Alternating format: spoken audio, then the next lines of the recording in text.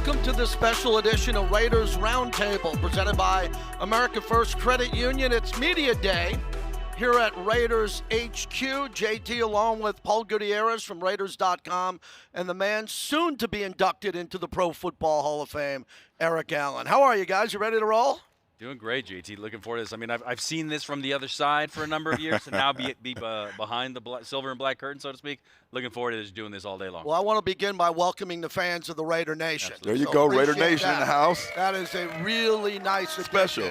Yeah. To that. I saw you. Yeah, you were going there, tapping them up, getting them going. Yeah, you got to get over to the mini black hole and kind of give them a shout out. Absolutely. Well, we got a lot to cover today. Media Day is always fun because everybody's here getting their photo taken. They're in uniform. They're going to sit down with us from the head coach, Pete Carroll, who will join us first. But I want to begin, Paul. I'm going to start with Geno Smith. I'm so excited to talk to him. I really believe because of his age, where he's been, his experience, this is going to be his moment here to lead a team, to take this team to the next level. Let's start with him. Yeah, and just in watching him out there through OTA so far, you see there's definitely a difference in not only in the way the ball is coming out of the pocket, the way the ball comes out of his hand, but there's no question who the quarterback is coming into the season. There's no question about his resume. He's put it out there. And beyond that, the relationship that he has with Pete Carroll, which is paramount to success. And that's literally where it all starts on the field, is that relationship between the most important position in all of team sports and the head coach of a pro football team. So I'm really excited to see how that translates onto the field come game day. But for right here, right now, I mean, everybody's undefeated, so we see exactly where it goes from there. Yeah, as you guys know, there's levels to this, especially at the quarterback position. You have to really understand how to lead and be a leader, how you get along with the players in the locker room, the time you need to spend in the locker room kind of leading from that perspective. How does your skill set fit with what the team is trying to accomplish? I think at this time, he's there. He's at the moment where he understands how to lead. He understands what his skill set is, and it's all about winning at this point in his career. Paul, if you go back and look at the games where he didn't play because he was a backup, I mean didn't play, didn't come in at all, and add up those years and the amount of games that he sat to heal his body and be ready to go, I think it's a different way of doing the math when you look at these quarterbacks now. Aaron Rodgers just about to sign with Pittsburgh. Tom Brady played till 43. Geno's got a lot of ball left. He's got not only a lot of ball left in him, but also a lot of tread left on those tires. I mean, age is really nothing but a number, Eric. You agree with that. Yeah. But and I'll take it in a different way. And this is not to put any type of additional pressure on Geno. He's going to put all the pressure he wants on himself. But there are some similarities here into other names of Raider quarterbacks in the past that came in that already were high draft picks but didn't really do much thing early in their career, and then they get here and they have this rebirth and take off. Jim Plunkett's a name that comes to mind. Yeah. Rich Gannon, one of your teammates. Yes. Another guy that kind of does that. And I'm not saying that he's that guy, but there are similarities in what I try to do in terms of bringing stories to the table for the fans to read and to listen to and hear. There are some similarities there between Geno Smith and like a Jim Plunkett and or a Rich Gannon. To follow up on that, guys, I think that is incredible when you get to that point where, look at this. Main man. How you doing, Coach? Good to see you. Coach. Great to see you. Have a seat right here. Well, let's welcome in the head coach of the Silver and Black, Pete Carroll. And, Coach, this has got to be exciting. We got a fan element here today. How you feeling? We always like that. Yeah. Good to have him here. Let's begin with just talking about everything that you're loving about the situation in Vegas, the building, rookie OTAs, and how you're loving the style of what you're doing with this team. Well, everything has kind of gone as planned so far. So it's nice to have a plan, and it's kind of fitting together. We've come in here roaring with approach and philosophy and mentality and all of that, and stuff that we've been working on for years. To see it, kind of formulate again has been exciting. It warms my heart to see that we're having fun and we're working really hard, and guys are, you can tell that they can sense that there's something changing, and so a lot of expectations for us. We're going for it. We're not holding back. We're not looking for give us some grace period or any of that kind of stuff. That's not how we're going about this. We want to go get it right now, and I think the players feel that sense of urgency, and they're showing it by the way they practice. And Coach, you've been doing this for a long time. You're one of the greatest guys to ever do it on defensively, head coach. Talk to us a little bit about those steps and that process when you're in this initial phase and you're here for media day. And what is that feeling like? And when you get that feel for the players and how they're kind of adjusting to the system. Well, the reason I was late, Patrick and I were up there, scratching some stuff out there, and putting together kind of, collecting our thoughts after all of this time we have worked. We're melding, our ideas and thoughts and how the players are taking to it. We're looking all the way down the season, already. We're looking at games and styles of play that we have to match up for and all that. That's why I was late. Right off the board. That's okay. Right from the board to here. It's a really active, challenging time, and I love every second of it. It's been a freaking blast for our coaches and myself to take on the challenge and all of it. So and it doesn't stop. The angst may come from we've got 3 more days of practice and then there's 6 weeks and then we're going. We're almost at the end of this phase and so we're just trying to make sure that we're covering it all, getting it just right, and really working hard to match it with our guys. Okay. And as we've learned a lot, we've picked up a great deal of information on them. Trying to put them in the greatest spots for them to really show, and that's really the whole program is about figuring out who these guys are, and then trying to maximize that, and so it's really having a great time. Pete, in having covered you for a while, I actually covered you way back in L.A. when I was at the L.A. Times and you were at USC. So I saw it firsthand in Heritage Hall. I was covering mostly basketball, but you guys were out there playing shirts and skins, and you were always shirts, so I recognize that game. But in terms of when anybody talks about you, they talk about the energy, they talk about the enthusiasm, they talk about all that. Jacoby Meyer said you must be taking some extra kind of supplement for the kite. It's not the first time somebody's suggested it. So how does that translate onto success on the field, or is that simply just the basis for everything that's happening with whatever program you're in, whether it's USC, Seattle, here in Las Vegas now? Yeah, well, we really operate. There's some principles, behind what we're doing, and one of them is something good is just about to happen. There's this unrealistic optimism that I know that my mom helped me, live with, and that it gives us an outlook and an attitude that we're going to make something of what is presented to us, and so I want to try to max it out every day, and if I can't do it, I can't expect the players to do it.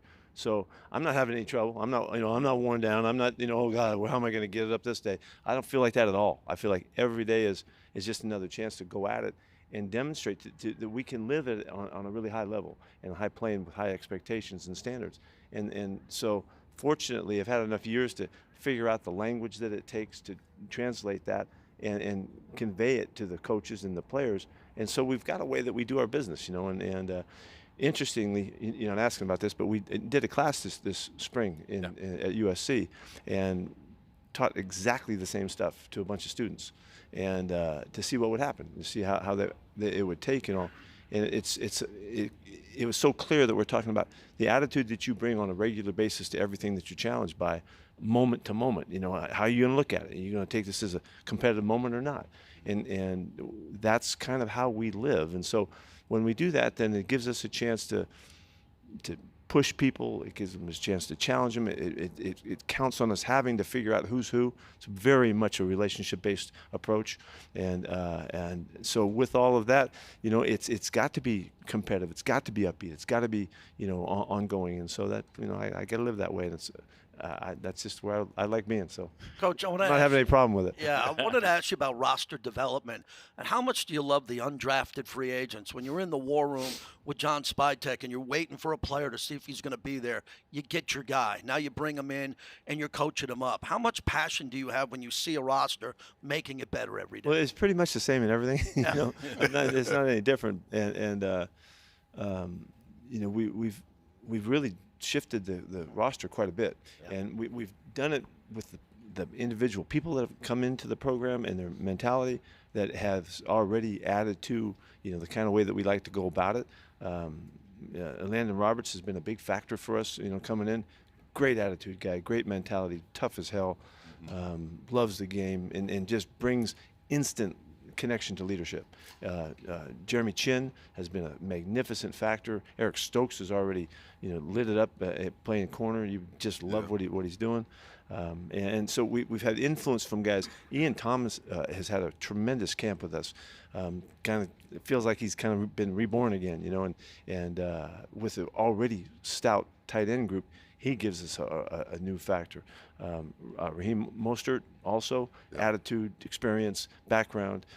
These guys they're making a point. And of course, Geno has been an enormous factor to fit into all aspects of what we stand for. So there's been an infusion here, and so it's really exciting. Like you point out for John and I to put it together.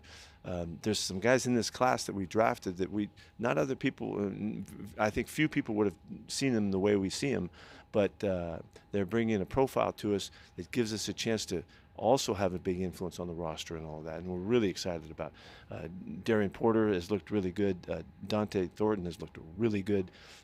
Both the two offensive and defensive linemen that we took, all four of those guys are factoring in already with athleticism, movement, and attitude, and so it's been exciting now, and I kind of hate to see that we only got 3 days left. I kind of like to keep going. Yeah. Let's just roll this thing into camp. Yeah. Got to give the fellas a break. So Right, we'll for that. sure.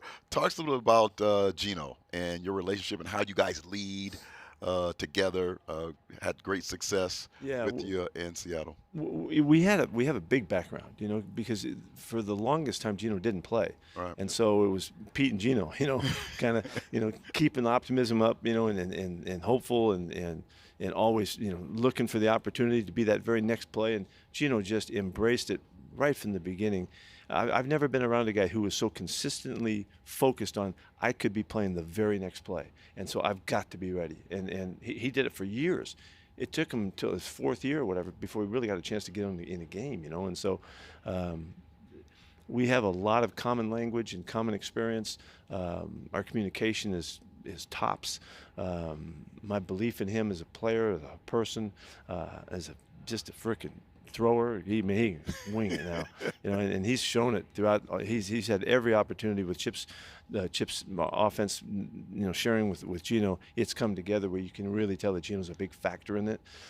So he's got such a consistent mentality about the way he competes, the way he comes to practice every day, the way he goes about his meetings, that he's already influenced a bunch of guys, and really positively, without having to be a jerk about it. Or he just is being Geno, and when he's there and we can keep him in that, then he's got a chance to be a fantastic player. He's got some issues too now, like we all do. All do. I got mine too, That's right. And so Geno and I have figured that out, how we can kind of get through the challenges and the hard stuff, so that we can keep ourselves on track, to be really good at what we're doing. And so it's been a marvelous influence. Peter, I know you've been doing this long enough to where very few things are going to surprise you, but you learn something new every day, obviously. But coming to this organization, which is different, did you have to lean on any of your old SC guys, maybe even like the Carson Palmers, the Matt Leinerts, Darnell being Frosty Ruckers, to get a sense of what you were walking into with this organization, or was it all just kind of, honestly, I really grew up with the Raiders. Yeah. Being a Bay Area guy, and so this has not been a transition, of newness to me. Al Davis's effect on the game of football and his approach, that was right down just across the Richmond Bridge. It was just across the way. And so as much as I was a Niner fan growing up, San Francisco born and all that kind of stuff, the Raiders thing was just home base. So that has been more. It's been more thrilling to be a part of it than it has been transition to figure it out. Gotcha. And I know that this is kind of, I'm going a little bit too far here in some regards, but Al had principles about the way he built a program, and he had his concepts, and he had his approach, and however it happened, I do too, and I have a way that I do what I do, and there's a lot of crossover in our expectations and the standards that we set. Even the style of players we like to play with is very similar. We like guys that can run. Know. Yeah. We like guys Can that he can run? We like guys that are tall and fast. That's just been something that's been really common. As simple as that is, though, there's connection to that. And so, just win, baby, is just compete, baby. And there's some things here that really have connected. And so this has not been a difficult transition. It's not been any really the expectations, but I'll give you one. To get together with our alums the other night, this weekend past, and to see the connection to the past and the commitment that the organization has always made to the players is where it should be. Now, I don't know about the rest of the league. Where I've been, it has not been like this. No. I've battle for years about trying to make this connection with all of the NFL players, through the league office and stuff. I've talked about it for a long time, that our players deserve to be recognized for all that they put into it, the hardships that they undergo, the challenges, the physical challenge, all of the stuff that they deal with. And then the fact that we lose our game when we quit playing is an enormous transition for us. And our guys it needs to be recognized. Just like guys coming out of the military, guys coming out of their businesses, when you're done, sometimes it doesn't feel like it should be done. And so there's a lot of life left here. And so this organization really, through Al's insights and vision, has really exemplified that. And so I'm hoping we can continue to be a symbol for the league, because it's just the right way to treat our guys. There's a big department up here with alumni and health and wellness. Thanks for sharing that with us. Yeah. Everyone means that. Coach, thank you for this morning. Appreciate you coming here. We really appreciate it. Good to You're see going to you get a guys. chance to hand it off to Geno. Yeah. As we're bringing in Come Geno on in here, right Geno. Come on, G. Yeah. Appreciate it, Coach. Thank you, You're Coach. the best. You're the best. Thanks, Pete. Really appreciate it. Thank you, Coach. Let's go, G. It's all you. All right. All right. How about this? Hard to follow. Now it's hard to follow. How we There you doing? go. How we doing? Geno, great to see you Guys, again. how we doing, and guys? welcome to Media Day, your first here in Las Vegas. How are you? Yes, sir. Thanks for having me. I appreciate it. This should be exciting for you. We got a little bit of a fan element for the first time, but it seems like your transition has been really seamless. What's it been like for you the last couple weeks? It's been a lot of fun, a lot of hard work. The team's really getting after it. OTAs has been great. I think, our team is right where we need to be. And for me personally, just getting acclimated to the weather, super hot out here, getting familiar with everybody in the building, just getting to know everybody. And it's been great, man. I think, the sky's the limit for where we can take this thing, and just looking forward to all the many days of hard work ahead of us. Yeah. Not only does a quarterback have to kind of understand the playbook and be on the same page with the offensive coordinator, but I'm really at this time like leadership and stuff. Like, what do you do to make sure that you're leading the way that Geno leads? Yeah, just connecting with all the guys. For me, it's about building relationships and just talking to all the guys, hanging out off campus, away from the facility, just getting to know everybody. Went to many dinners with the O-line. I know they're happy about that. Always paying for those. Just getting to know Tre, getting to know Jacoby. All the guys, man. Just us hanging out. That's the main thing, and just really connecting with the guys and making sure they understand that it's about production. We're here to win now, but it's also about the relationships we build along the way. Geno, speaking about the relationships, is there a way to really put into words your relationship with Pete Carroll? You guys go back a ways up in Seattle, obviously, but would you be here if he wasn't here right now? And just how would you describe that relationship? Yeah, great question. Would I be here if he wasn't? I don't know. That's a great question, but I do know that, God works in many ways, in mysterious ways. And, for Coach Carroll to be here and for him to, have me as a part of this thing and to be able to lead this thing, it's a dream come true. But also, he understands what I'm about. I understand what he's about. It's about how we work every single day. It's the energy we bring to the building. It's everything, the camaraderie that we build here. And most importantly, it's the way that we go out and we play the game and the way that we practice. And that's something that Coach Carroll believes in. The compete mantra is something that he believes in. And for me as a player, just follow his lead. He's the guy who's leading this thing. And, I just got to do my job, and it makes it really, really simple. Share with us rookie OTAs when you break the huddle and you got Ashton, then you got Jack and Dont'e before Brock comes in with the veterans and you see Jacoby. What was that like knowing that you have rookie weapons who are going to have an impact right out of the gate? The great part about it is those guys you mentioned, and there's more, but this rookie class is very mature. A lot of guys who played a lot of football, they understand how to work, and they're pros. They're becoming pros. They're learning. I think Dont'e and Jack have done a great job of just stepping right in and becoming a part of this team. And we got high expectations for those guys, right? Ashton, we got high expectations for Ashton, but the main thing is that he works and that he follows the leadership of the veteran guys. And like you said, there's guys like Brock, there's guys like Jacoby that you can learn from and you can watch. Michael's been doing a great job at setting the tempo and setting the tone. And so for those young guys, they just got to pay attention to what's going on and just learn from the vets, and they've done a great job at that. Yeah. Talk to us about Geno year 2 to you right now. What's the difference and the expectations, leadership styles, playing styles, skill set? Talk to us a little bit about the differences of that young guy and who you are now. There's a lot of differences. Yeah. And, there are a lot of similarities as well. But I think in anything in life, man, growth is important, and experience, like they say, is always the best professor. And so I've gained a lot more experience from then to now, and I've seen a lot.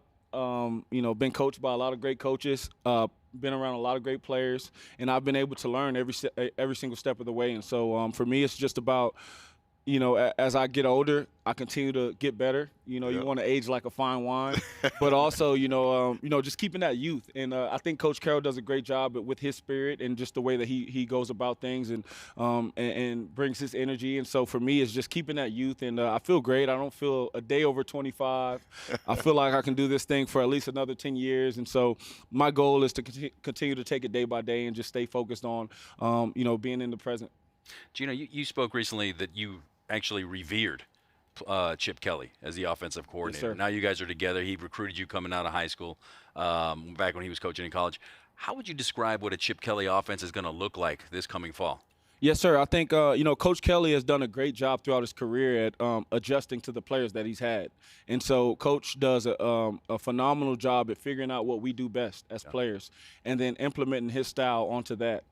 You saw when I remember watching him when he was at Oregon, when I was coming out of high school, and it was, the spread attack, and they, did all these, sweep schemes and runs, and the RPO game was just being introduced to college football, and he was spearheading that. And then, you saw when he went to the Eagles, and he had Nick Foles, he had Mark Sanchez, he had Mike Vick, all different styles of quarterbacks who he was able to get great production from. And then you saw just this past year with Ohio State, right? They got all these great players, and they all were able to, touch the ball and do their thing. And so Coach has done a great job of just making sure that whatever we're best at, he's going to make sure that we go out there and we're able to execute it. And he's very he's very good with that, and he does a great job of just figuring out what we can do and then putting us out there and putting us in the best position. EA and I always talk on the pregame show about playing faster and playing with a purpose, kind of a point guard for this team to get in and out of the huddle, for you to be so good at reading the defense and changing a play if you have to and get into an explosive play. Yes, sir. Are you excited about that with these weapons, to just run an offense that's going to be more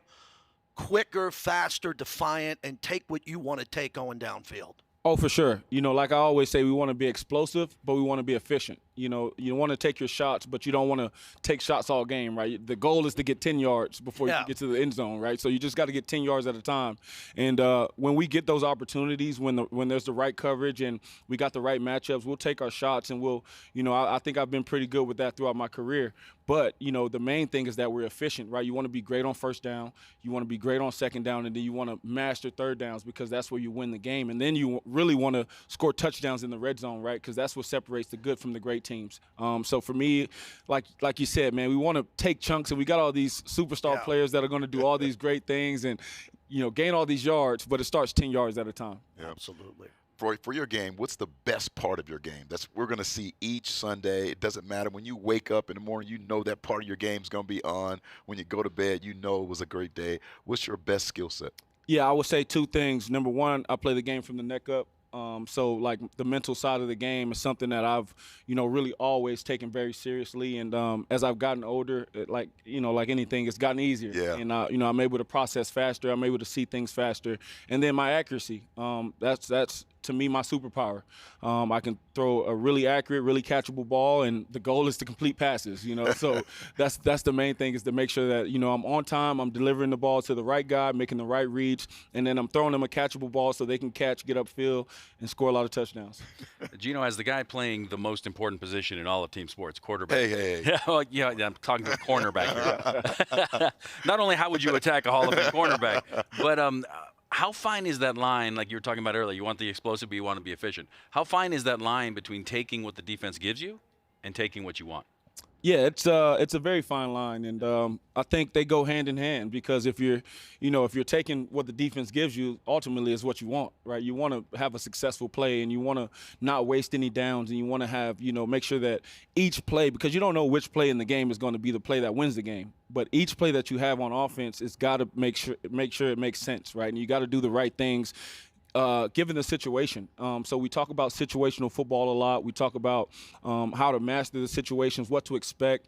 I spend my offseason studying these defensive coordinators, and I get to know them like their middle linebacker does. And so when I go out there, I want to be able to anticipate what they're going to do. They can always change what they do, but to have a plan and a process and to be able to anticipate those things, it's what makes playing quarterback fun for me. It's the chess match, and as you get older, you're taking what you want, but you're also taking what they give you. You're a leader in a team sport, but individually, we saw this last year in Costa Mesa. Maxx comes to training camp looking to wreck stuff. Like, he cares about the defense being up, and last year he was just a monster, and that's coming again. So when you guys pull up, or he's here or you're here, and you start that day with Maxx Crosby, what's that relationship been like? I love it. I want Maxx to go out there and wreck practice every single day because iron sharpens iron, and the harder it is in practice for us on offense and defense, the easier the games will be. So whenever I'm going against Maxx, I know I got to move my feet, right? You can't just sit back there in the pocket. He's coming off the edge. So it helps us as quarterbacks. You got to slide within the pocket, and you got to have those tight, quick footwork to be able to get the ball off, especially against those great pass rushers. And so if you can play in a confined pocket and with pressure, and I'm pretty sure you can play without it. So, as long as Maxx is bringing that pressure, and all the guys, as long as they put that pressure on us, and we'll put that pressure back on them as well. Absolutely. It'll make for a great team. Yeah. The fan base, I mean, it's just crazy, right? The fan base, love it. Best in the league. Yes, sir. How have they, kind of adopted you, and what have you done for the fan base? It's a work in progress. That's the one thing that I'm very excited to do is to really get out in the community and really get to know these fans and really just engage myself within the fan base. But it starts with making plays on that field. You give them something to be excited about, right? Win a bunch of games and make a lot of plays on the field, and really get them excited about the team. And I think the direction we're headed, they should be really, really excited. Like I said, we're working extremely hard. It's one of the hardest working teams I've been on, and I think it's really going to lead to some success here. You're also one of the guys that's been in the league for a while, but you still have a lot of tread on the tires, so to speak, because you didn't play for a long time in the middle there as well. And some of the names, and we were talking about this earlier today, that they kind of come to mind as far as being a Raider historian. The Jim Plunkett's, the Rich Gannons. How much do you know about the history of this organization? You're obviously going to be yourself, but do you kind of lean on those lessons as well with this organization? 100%. I know about all those guys. I watched Rich Gannon, when I was growing up in his MVP season and the year they went to the Super Bowl. Tons of great players on that team. I got to meet Jim Plunkett, got to meet his wife. Very, very nice people. And the Raiders legends are really active around here, which I really appreciate. You get to see these guys up close, guys like yourself, and just Hall of Famers throughout the building. Just some of the best players to play in this league. Even ownership, man, with Al Davis and Mark. And so, for us, for me, just coming into this organization, getting to meet these people and get to know everyone, and also, like you said, being myself, is very important. But I'm a historian, football historian, so I try to do trivia on all the best players of in the silver and black. So it's something that I'm really, really invested in. Last one. I love what you just said. You get it. I feel like this is your moment. You've already had a really good career. You've had Pro Bowls. You've had a lot of success. But I'm just sensing from talking to you on the radio and today that you get how big this is for you and your legacy to take this team back to the promised land. Yeah, and a thing about that is having great perspective for me. I think I love football to death, man. But like legacy to me is defined off the field more than on the field. But yeah, we want to go out there and we want to win games. I'm super competitive. I hate to lose. I hate to throw an incompletion. So, I'm out here trying to win every single chance I get. And for this organization, more importantly than for myself, for my teammates, for the organization, for my coaches, for these beautiful people that work in this building, for the chefs in the kitchen. Nice. It's important that we all win here. Thanks for doing this, Geno. You can say hi to the fans. Thank you. We really appreciate it. Have a great media day. Thank you, guys. There it is. Much more to come from this special edition of Raiders Roundtable, presented by American First Credit Union, live from Raiders headquarters.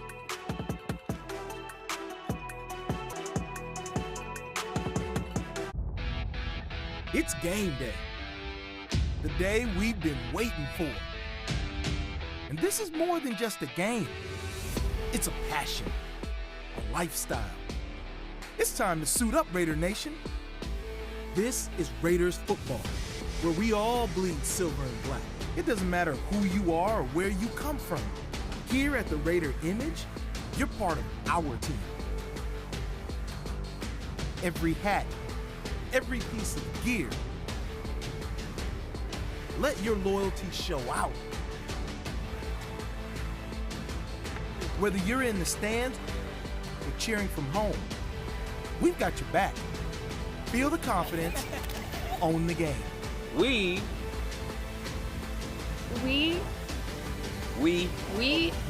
are the Raider Image. Your game, your gear. Exclusively at the Raider Image. So I heard Tom Brady's in the building today with John Spytek. Yeah, they are right up there. Hey Tom, great draft class, some great free agents. We got Pete Carroll. You ready for the season? Let's go. The philosophy is really always compete. Competing to me is defined as striving for excellence. It's not about trying to beat somebody and rub their nose in the dirt. That's not it. It's about striving, and it's about in everything that you're doing, you're trying to be the best you can possibly be.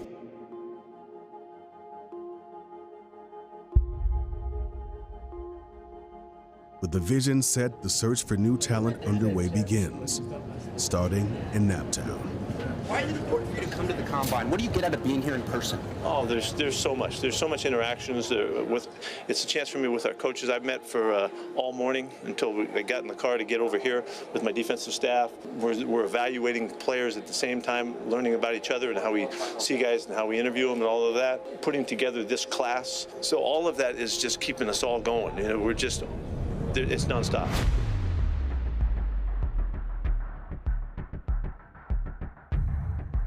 So much new for the Raiders in 2025 in the best possible way, an exciting time. New head coach, new general manager. It feels like John was ready for this 2 years ago, 3 years ago, and now the Raiders are going to be the beneficiaries of that success. Camera's going to find you. You're the franchise quarterback somewhere. So, I just put my head down. I work every day, and the long run is going to pay off. I think one thing that really stood out to us as we were listening to both John and Pete yesterday was the Tom Brady effect to all of this. Just having to be a part of the program, it just lends a different type of a credibility. You've got Tom Brady as well as Pete Carroll, two guys who we know they've been a part of winning programs. They know how to build this thing. There's Pete Carroll. Could they be in the market for one of these running backs? Respect a lot of quarterbacks here. They put a lot of hard work in, but I know what I bring to the table.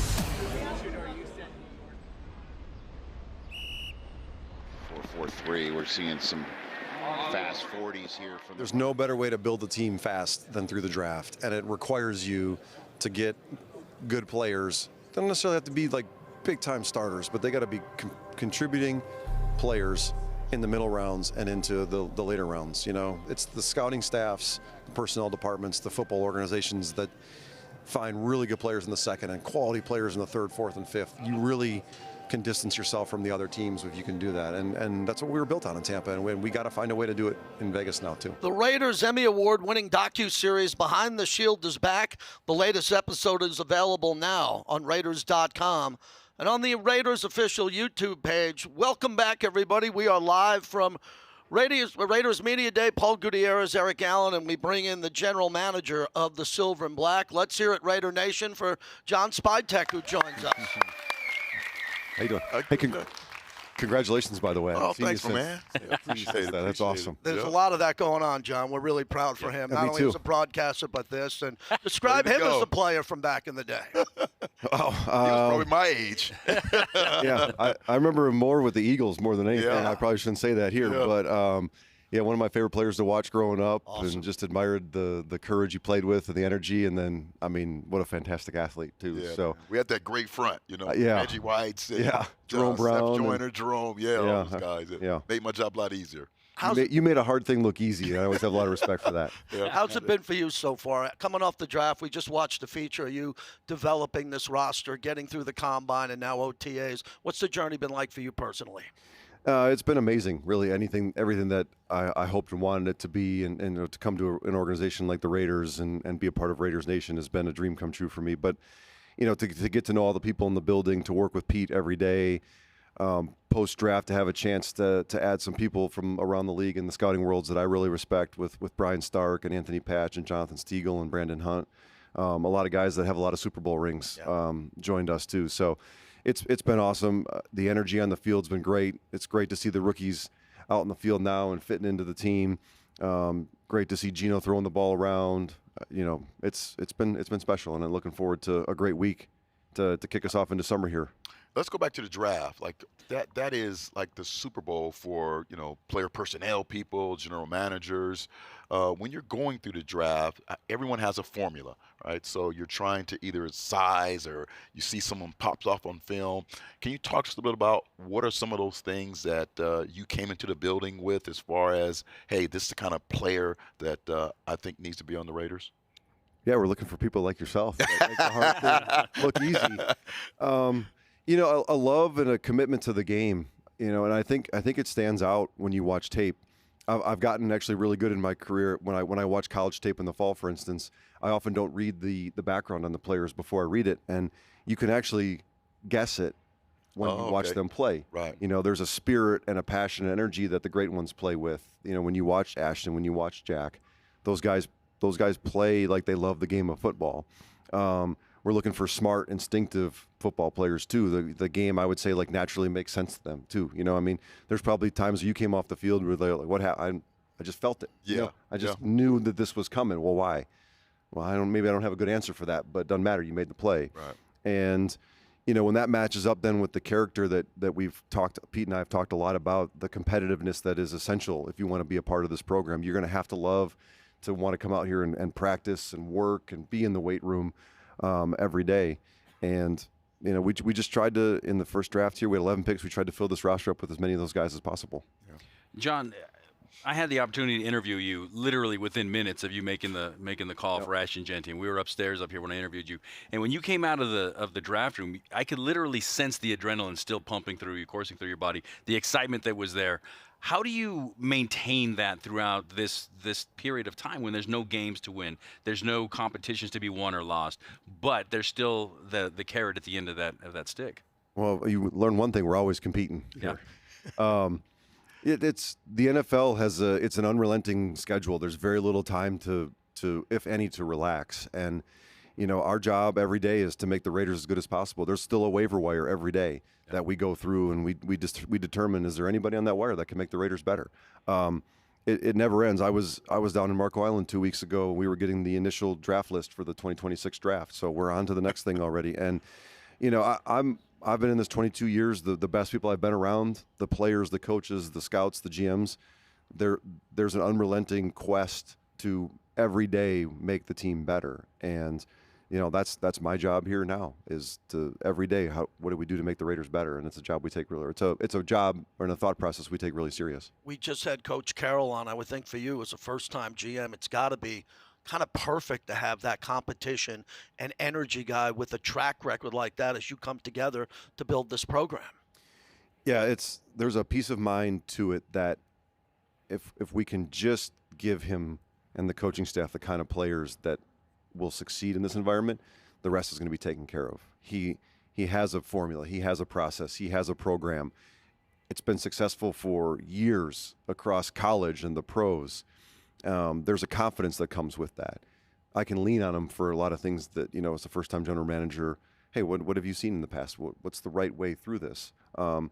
At the same time, he's been a great partner in that he listens to me and understands that, like, I have a background, I have things that are important to me, and I've also been a part of really successful organizations as well.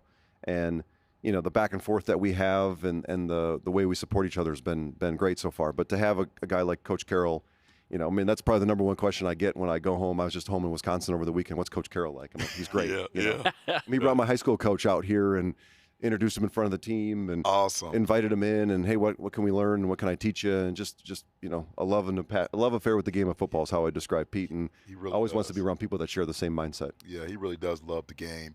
And so as a GM, the most important thing is to have a head coach you believe in and the team can believe in. Check, you got that.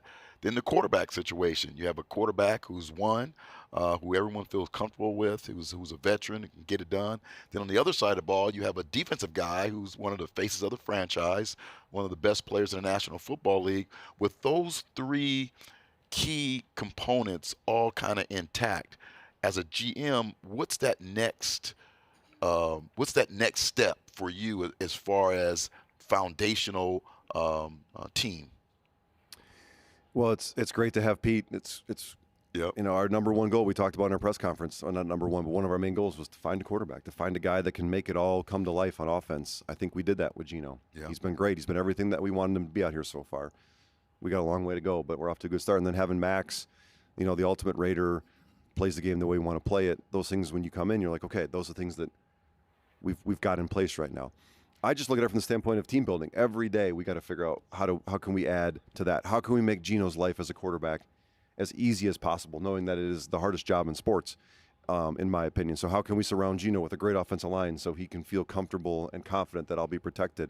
We can have a run game that can come to life with Ashton now, where it's not all on the quarterback to make every throw and every play. Like, you know, he can have some mental breaks, right? Like turn around and run power and hand it off. There it goes for 15. Okay, I can take a break in that moment. You know, and then how can we support Maxx in a similar fashion? How can we surround Maxx with a lot of great players so that people can't focus on him? Everybody knows Maxx is a great player, but we've got to have other guys around him that can help Maxx get one-on-one matchups and come to life. And I think we did that. We got a lot of guys we added in free agency, guys we added in the draft, that big-time Raider players here in a year or two. How important was that then, John, to bring in that veteran presence, especially at linebacker with Landon and with Devin White, to bring in guys that are veterans but not necessarily have the experience of being in this building, to bring what they bring as well? Well, I mean, huge, because I was a linebacker, so I'm partial to that position. And I take myself. It's serious there, you know. Yeah. If we don't have two linebackers, I feel like we're not doing a good job. But to have a guy, you know, both guys won Super Bowls where they were before, different skill sets, but there's a veteran presence to both of them that is calming in a way. They've kind of been there before. They've seen a lot of it. And, you know, that's good for the room. That's good for the defense. It's good for the young players like Tommy and Cody at that position as well. And, you know, again, like they're accredited good football players in the NFL. And hopefully they can come in and play like they've played in the past, and maybe even better. Let's dive into your offensive line as you try to improve it. You brought in new players. When you look at the draft, the young guys coming in, and this competition that we hear a lot with Coach Carroll, where everyone's competing every practice snap to try to start or to try to be that first guy in off the bench. What's that development been like in that room? Well, I think it's been great with that and Alex Kappa, who obviously I was familiar with from our time in Tampa before he left us and went to the Bengals for a couple years. You know, and then the two draft picks, obviously, at the end of the third round. Again, competition, load it up, make people earn jobs. You know, nothing should be given to anybody here. Right. Maybe there's a few guys that we all know are going to start, but the more rooms that we can have where it is a legit competition every day, the cream will rise to the top there. And I saw it firsthand in 2023 in Tampa when we brought in Baker Mayfield. Nothing was promised to Baker other than a chance to compete, and in a room that Tom Brady had just left with Kyle Trask, who we had a second-round pick in. And it was a great competition for the better part of 3 or 4 weeks of training camp till Baker finally established himself, and off he went. But that was better for the team. That was better for the room. And, you know, the O-line is the ultimate position group to me. Yeah. You know, like you got 5 guys working together. There's a synergy between those guys when it's going well that goes far beyond the football field. And so to add Charles and Caleb to that room where you need guys, you need bodies. Yeah. You know, you can take 8 to game day. They got to be able to do a lot of stuff. That's a tough spot to play. There's always injuries at that position. You need to have depth at that position. So push the guys that are here. Maybe they win a job, but if not, they're the kind of guys that'll be ready to step up and play if needed this year. I'm really interested in the safety room. You know, Isaiah played a lot last year, and then Jeremy just so versatile. You know, he can play on all 3 levels. Talk to us a little bit about that safety room. They got to be the tallest safety group I've ever been a part of. I mean, Jeremy's the shorter one at 6'3". Yeah. But, you know, Jeremy was somebody that we really liked in the free agency process. You know, the way that Pete envisions defense being played, the big nickel role that we will have here, the versatility of Jeremy because of his athleticism and intelligence is really something that's interesting. And Isaiah, really a player that's kind of been on the come here for, you know, last year really in particular, and somebody that I was really happy that we were able to get, you know, a 2-year deal with going into his restricted free agency year.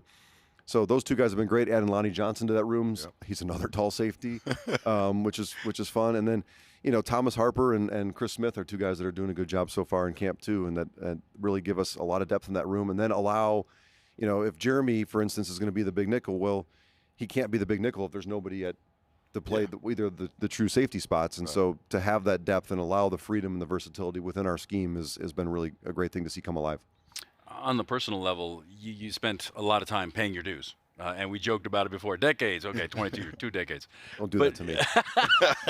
I've been covering this team for 2 decades too. So, but from your perspective, how much more rewarding is it to be sitting in that seat now for the first time and to be able to be that yin to Pete Carroll's yang in terms of completing that picture as a first-year GM after paying all those dues and learning the craft? Yeah, I was not what I would describe in my 20s and 30s a patient person. I wanted everything. You want it now.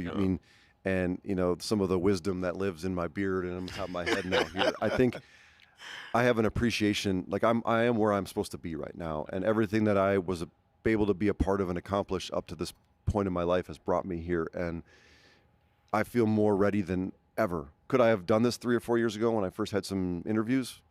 Yes, I think so. But I am where I'm supposed to be. And I have a foundation. I have a confidence. And I appreciate everything that got me here, all the people along the way that worked with me, all the things I had to do, all the time I spent, in Hampton Inns and Fairfield Inns across the country. Shout out. The time, Points. The time away from my family, which was hard. But in a sense, I feel like I can look at a lot of people and be like, in the scouting department in particular, I've been there before. I've done that. I know you're 35 and you're hungry and you're ambitious, but just stick with us here. Like the reward will come, and when it does come, you'll be much more prepared, and you'll have a chance to work with somebody like Pete Carroll with the Raiders organization. John, last one, when you're around town and you're meeting these fans, it could be at a golf course, it could be grocery shopping, whatever it is with your family. What do you think? It's a different fan base. It's a global fan base. You've embraced it. What are your expectations for this fan base coming into the home season at Allegiant? Well, my first expectation is that we put a team on the field that they can be proud of and that they want to come support every Sunday. And we fill Allegiant up with as many Raiders fans as possible. And, we've got to earn that right, I think, to have that expectation. In terms of being a part of this fan base, it's the only thing I can compare it to. Well, I mean, I've been a part of some great franchises. I don't want to do comparisons, but it's been special. I had a lot of friends that, they're Packer fans in particular because of where I grew up, and they've already kind of made the transition, which is really, you have to be probably from Wisconsin to totally appreciate that. But I've had friends tell me they're in Costa Rica and they're in Europe and they're wearing their Raiders gear, and people will come up, locals will come up and yell Raiders at them, and nobody's ever done that with any part. I've been, no one did that in Philadelphia or Tampa Bay or Denver, or some great organizations, and so it hits a little bit different. And I think I learned that every day. It's really special. I feel really honored and humbled to wear the shield and to wear the silver and black. Thanks for doing this, John. Appreciate it. Have a great day. Thanks, man. I appreciate you guys. How about that for Media Day? John Spytek. Much more to come on this special edition of Raiders Roundtable presented by America First Credit Union, live from Raiders headquarters.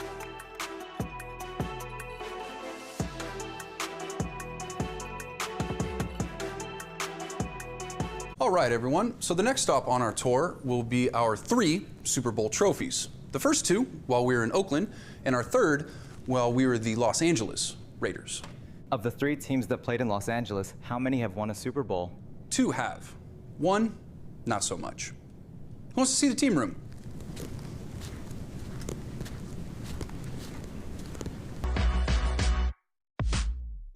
You've seen them poorly tackle or the run fit's not there. Maybe they don't see an opportunity to exploit that. Got it. I like that. Oh, look at Jeanty go!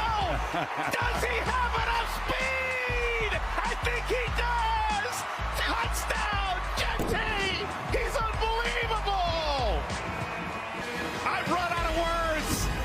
Ashton Jeanty is a stud. You said it, ask and you shall receive. ISO right off the right side. He makes one guy miss in the hole and then uses the stutter step to freeze him and just puts everybody in their back hip and walks away from him. Raider Nation, welcome in to another episode of Microsoft Breakdown. We have a special edition. #1 pick for our Las Vegas Raiders, Ashton Jeanty, running back. We know the holes are not going to be this big on Sunday, but what I love about this is the explosiveness, the suddenness of him getting to top speed in about 2 or 3 yards. And that's what is critical as a running back. You need to make the decision, get through the hole, second level, and downhill. Look at him outrun a cornerback and a safety. There's no way you're going to catch our guy, Ashton Jeanty. What an incredible, explosive play. I haven't seen a guy get to his top speed and with few steps. And you can see right now, effortless flow, effortless stride, and look at the poor DB, Ashton Jeanty, getting it done in the end zone. I love this next clip here. The thing that a running back has to be able to do to be successful is have his eyes and his body be able to get to the right spot at the right time. He does a great job in this clip here. Eye manipulation, has the safety going one way, bam, he bounces off that tackle, and then great cutback ability, which you have to have at the next level. Be able to be sudden, stop, go quickly, and you love the celebration. The eyes, the spin, the balance that he has on contact. Finish in the end zone and give me a little bit of dance and celebration. You love that aspect of his game. Ashton Jeanty getting it done. That's it, this episode for Microsoft Breakdown. We'll see you next time.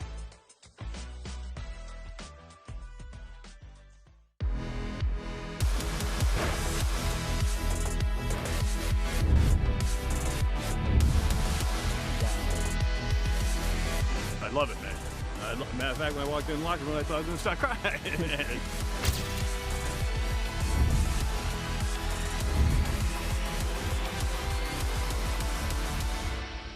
It's fantastic. It's a beautiful stadium.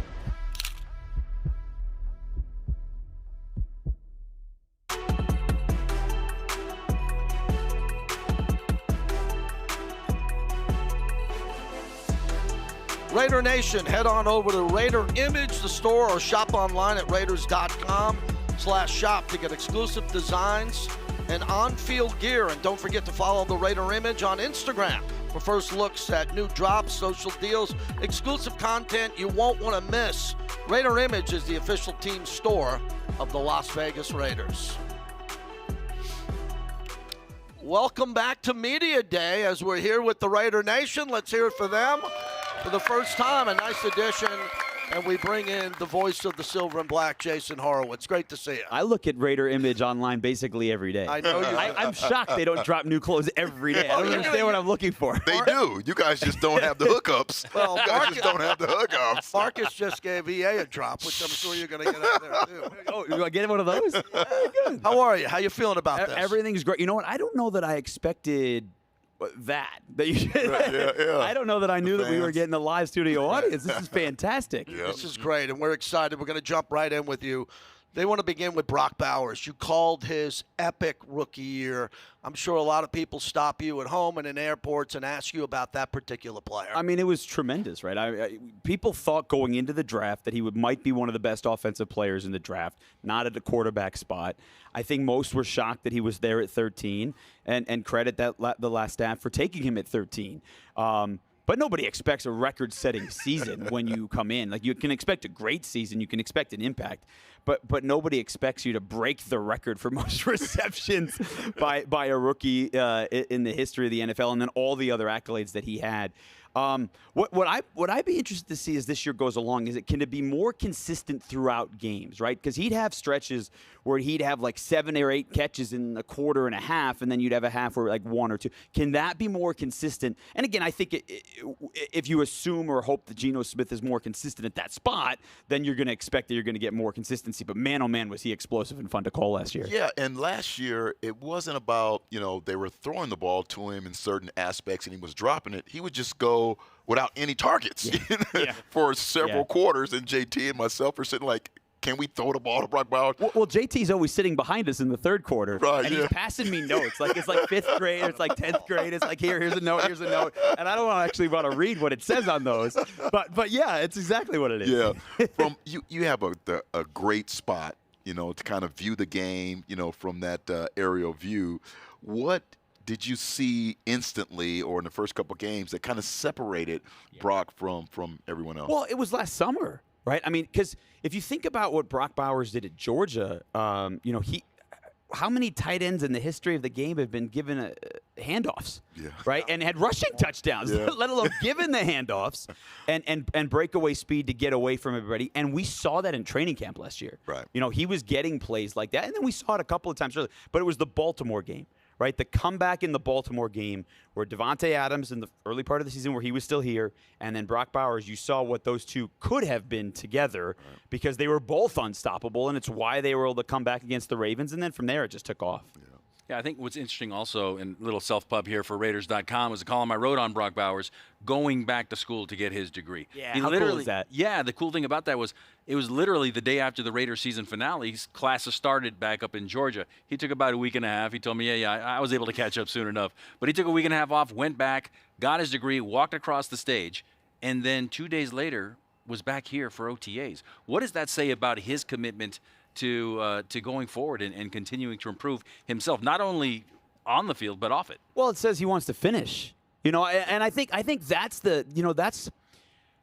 I think one of the great aspects, and Ian, you're a Hall of Famer, so you could probably speak to this, but one of the great attributes of the all-time greats in the history of whatever the sport is they don't stop. Like, they don't end at any spot. They keep going until they're at a new spot, and then their new trajectory, and then they finish at that, and then they go again. I mean, the guy broke records as a rookie, but the guy wanted to get his degree. The guy wants to break another record. And who knows what other records are out there. You know, someone asked me a couple weeks ago, like, what do I expect in year 2? And it's really hard to set expectations after you broke the record because you're almost setting the expectation to fail. Right. Because if you have 112 catches, how do you – I hope he's going to get 120, right? But that's almost unattainable. So – what can you do to then pump it up even more? And I guess we'll find out over the course of the next couple of months. Let's jump in and get into Maxx Crosby and the impact he had. He got shut down at the end to have the surgery to start the healing process, and I'm sure you're going to see him here today. He's just, again, looks fantastic. The face of the franchise on the defensive side. What are your expectations with him coming back healthy? Well, I mean, he's the face of the franchise, period, right? I mean, Brock Bowers, Geno Smith, Ashton Jeanty, there may be new faces of the franchise, and they may take over. But Maxx Crosby is the face of this franchise, and I think everyone would agree on that, and he deserves to be. He looks like a Raider. He plays like a Raider, and he's having a Hall of Fame trajectory early in his career. But, you know, he's also now battling back from injuries a couple of times over the last couple of years. But when Max is healthy, there's nobody more unstoppable in the league and forcing everybody else to be successful. I mean, it's not just Max. You know, this is a defensive front seven where Christian Wilkins, Malcolm Kuntz, they're all coming back from injury. Yeah. So there's a lot of rehab that has to go on. But you've seen Max enough. We all know what Max is all about. You talk about work ethic for Brock Bowers. I mean, there's nobody in the league. I can't say this because I'm not in 31 other locker rooms, but there's nobody in the league who outworks Maxx Crosby. Can't be. Yeah. I tell you, when you talk about Max and the defense and up and down, but for the most part, those guys are healthy, and we've seen it. We've seen this football team play at a very high level defensively. And as you're looking at this football team, you know, what aspect of the defense are you looking most forward to? Well, you know, I think a lot of times people wonder, does the front help the back? Or does the back help the front? Yeah. And I think it's probably somewhere in between, right? Right. And this defense, if healthy, like we talked about last year, has a chance to be a special front. Yeah. But we never got a chance to see it last year because Malcolm Kuntz never played a snap. He got hurt before the Chargers game in week 1. And, you know, then there were some replacement parts, and they played okay. They played well at times. But then the back got hurt, right? Marcus Epps, Jacorian Bennett, they all went down. So it never was something we ever really got to see. This is a totally refaced back. Yes. Right, you know, we don't really know what the secondary is going to look like for this group. You know, they have a couple of guys in Isaiah Polomau and Jacorian Bennett who showed a lot of really good flashes last year, but also Jacorian was hurt. So I don't know that we know what this defense is going to look like. But some of these new parts, the size, the length. I mean, just walking around here today, everybody looks bigger. Yeah. I don't know if it's because I shrank now that I'm 41 going on 42, but everyone seems to be bigger. It is a tall team, right, Paul? On the back end? And no doubt, especially, and that's what John Spytek said. It's the biggest group of safeties. John's bigger, too, by the way. Yeah. I just walk past him over there. He's a lot taller than I reckon. Yeah, former linebacker, he said, too. dovetailing with what Eric just asked you about what position you like on the defense side, offensively, a lot of questions, I guess, about the offensive line. And yet, at this stage, entering mandatory minicamp, you could literally pencil in a starting offensive line. What do you see? I'm not asking you for a starting five, but what do you see out of that group going forward? Well, I do think there's battles, though. Like, there's no question you could pencil in the starting five, but I don't think it's settled. I think you definitely have a couple of options in the middle at both guard positions, and I think there's some to be said about maybe the tackle positions that are up for grabs, and I think we'll see all that competition. But that's what these guys want, right? I mean, that's what Pete Carroll have talked about. That's what John Spytek has talked about, and that's why Pete Carroll probably pinned Thayer Mumford the other day. Last week, did that video that went viral. But I think having a staple in the middle, if you assume that Jackson Powers Johnson, who has been working at center the entire offseason, where he gets that ability to be the starting center, if you have that stable force in the middle at a spot where he was really good his final year at Oregon, I think that helps. Because now you have someone who's comfortable making all those calls. He knows that's his spot. He and Geno Smith are in tandem, and he can help some of those young guys on the – and they may not be young, right? Alex Kappa's not young if he slides in at one of the guard spot. But you can help with the rest of those guys. And then if that is, in fact, the case, now you have a stable, experienced force and a guy who has a chance to be really good right in the middle. And I think that's good. But we all know that offensive line, we all know that offensive line is going to have to be the most important position on a football field, right? I was explaining that to my 8-year-old walking to school a couple weeks ago. He's like, what's so big about the offensive line? You got a quarterback, you got receivers, I'm like, well, if you don't have an offensive line, none of those guys matter. Yeah, right. We were explaining that at our walk to school. But so if that becomes something that's consistent and stable and successful, this team has a chance to be really good. Yeah, I'm happy you mentioned the guards. I think there's going to be tremendous competition there, and there should be. It has to This be. offensive line must take their game to the next level, and I love the depth if you go out, as John talked about, 8 to 10, have an 8, and to see who's going to win a spot here. We both know from the preseason sometimes backups get a little bit more playing time. I just think, Jason, everything's going to change with this regime on how they evaluate players in practice tape. And you and I talked about it. They're going to go up after every practice and put on the tape. And Pete Carroll doesn't care if you're a veteran, how much money you make. He's going to put the best players out there. Well, and one of those things, so this is something that I always find interesting, too. Now this is my 4th year with the organization, and I've paid more attention to it because I'm part of it now. It's this time of year where a lot of fans or a lot of people are outside are clamoring for free agents to come in, right, and bring in other players. And we've seen that over the time. Every organization does it. But you look around the league, and the teams that bring in some of those players in the summer, I don't think those guys usually have as big of an impact as people expect them to have. Right. And heck, we saw it here a couple of years ago with Marcus Peters, right? And it didn't work out the way that I think everyone thought it would. So that competition with the guys, we're 5 months into this regime. These are the guys they want here, right? Both veterans, former Raider, or the guys who were here before, the rookies they brought. These are the guys they want here. If there's a piece that they can add, they're going to go for it. But this is the team that they're going to try and make the playoffs with. Yeah, I think so, too. And when you start to look at the rooms, and obviously – we haven't had an offensive line that was healthy. And you have to find a way to up front be able to run the football effectively. And last year, we're just so inconsistent, right? So what are your expectations of the running game with Chip Kelly being the new play caller and, of course, Ashton being – Well, I mean, you bring in Ashton Jeanty. I think you just assume it's dynamic, right? I mean, it wasn't that long ago that the Raiders had the NFL's leading rusher, right? It's not that long ago. It's 3 seasons ago, and Josh couldn't do it. He couldn't stay healthy 2 years ago, and then we all saw what happened last year where the Raiders were last in the NFL and running the football, and as bad of a rushing season as this team has had in a really long time. That can't happen, right? I mean, I think you assume when you go out and take Ashton Jeanty, if he stays healthy, because you guys were showing the tape earlier. I mean, the explosiveness, the ability to break tackles, it's so hard for people to bring him down. Like, I got to assume that's what all these people are most excited about this year, right? You bring in a new quarterback, that's A. But when you go out and get a guy who has the ability to take a 3-yard run and make it 73 yards every time, that's rare. I know that's what I'm excited about doing. Calling those touchdowns are going to be fun. One more follow-up with him. I just think it's going to be different this year on, 3rd and 7, where you think it's a pass play and he catches an inside draw and takes it for 12 yards. the ability for this team to move the chains and give the defense rest, to me, is essential. From having the ball instead of 27, 28 minutes to 32, 33 minutes, and let the defense have better field position and make plays. Well, sure. But, it's interesting. So we go back to the beginning part of last year. So this is 2 years in a row now that the offense has really struggled to get to 20, right? And I don't remember the complete total average last year or the year before that. But that was the big story under Josh McDaniels the first half of the season. It continued to be a story last year.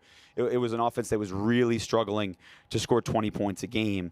But if you remember the beginning part of last season with the defense, and I know they wore down at the end, but the first half against the Chargers, what did the Chargers have? 1 first down, 2 first downs? Yeah. First half against the Ravens, what they have, like 15 rushing yards? Yeah. And that's with Lamar Jackson and Derrick Henry. Right. And, it kind of came off with the Panthers, and then the season kind of dovetailed from there. But the defense showed last year that even with an offense that couldn't really consistently move the ball, they can put this team in position to. Now it's the chance for the other side, right? Now it's important that this offense gives the ability for the defense to do that, because if the offense can get leads, how many times did we get leads last year? Yeah. Again, I know we were 4-13, right? Yeah. But how many times did we get leads last year, or even 2 years ago? Yeah. Right? So, at least 4 games, at least 4 times. No, 5. We were up 7-6 at half in week 1. True, that I remember too. Yes. Another thing I want to ask you, and I'll put you on the spot here a little bit. You're entering year 4 now with the team. What's been your favorite call up to now, and why was it the Josh Jacobs walk-off in Seattle against Geno Smith? Why was it, or why wasn't it? Why wasn't it? He's going through his mind. There are very few moments in a broadcaster's career that make their way to the Today Show. I've had 2 of them over the last 4 years. One in college basketball this year, and then one my first year. Actually, 2 my first year. The Josh Jacobs one, and then the Chandler Jones against the Patriots. Yes. Mostly because my voice cracked and I sounded like I was the 10-year-old version of myself passing notes back and forth to JT. No, honestly, that we won 6 games my first year, right? 2022 was my first year, and the team was 6-11. That had to be the most exciting 6-11 team ever created in NFL history, right? If you think about it, I think it was 14 of the 17 games were not decided with 2 minutes to go in the football. One-score game. And there were 4 walk-offs in a row. The Davante Adams overtime in Denver. Yep. The Jacobs in Seattle. On the wrong side of that against the Rams with Baker Mayfield. Right. And then the chance. Actually, it was 4 and 5 because in between there was a win against the Broncos. So, and that was a team that was 2-7 at that point. It was great. Yeah. As we wrap this up, I wanted to dive into red zone offense. Really a great specialty of yours. Painting a picture. A specialty of mine? Well, painting the picture. Painting the picture. Diagramming? Well, just painting the picture to the audience on what the play is going to look like. Yeah. So I'm looking at Dont'e, Jack Bech, Tre, Ashton, Raheem Mostert, Brock, Big Mike, Jacoby. Did I forget anybody? I mean, as we always say, there's only one football. First and goal at the 8 with the ability to spread people out, and Brock needing to be doubled.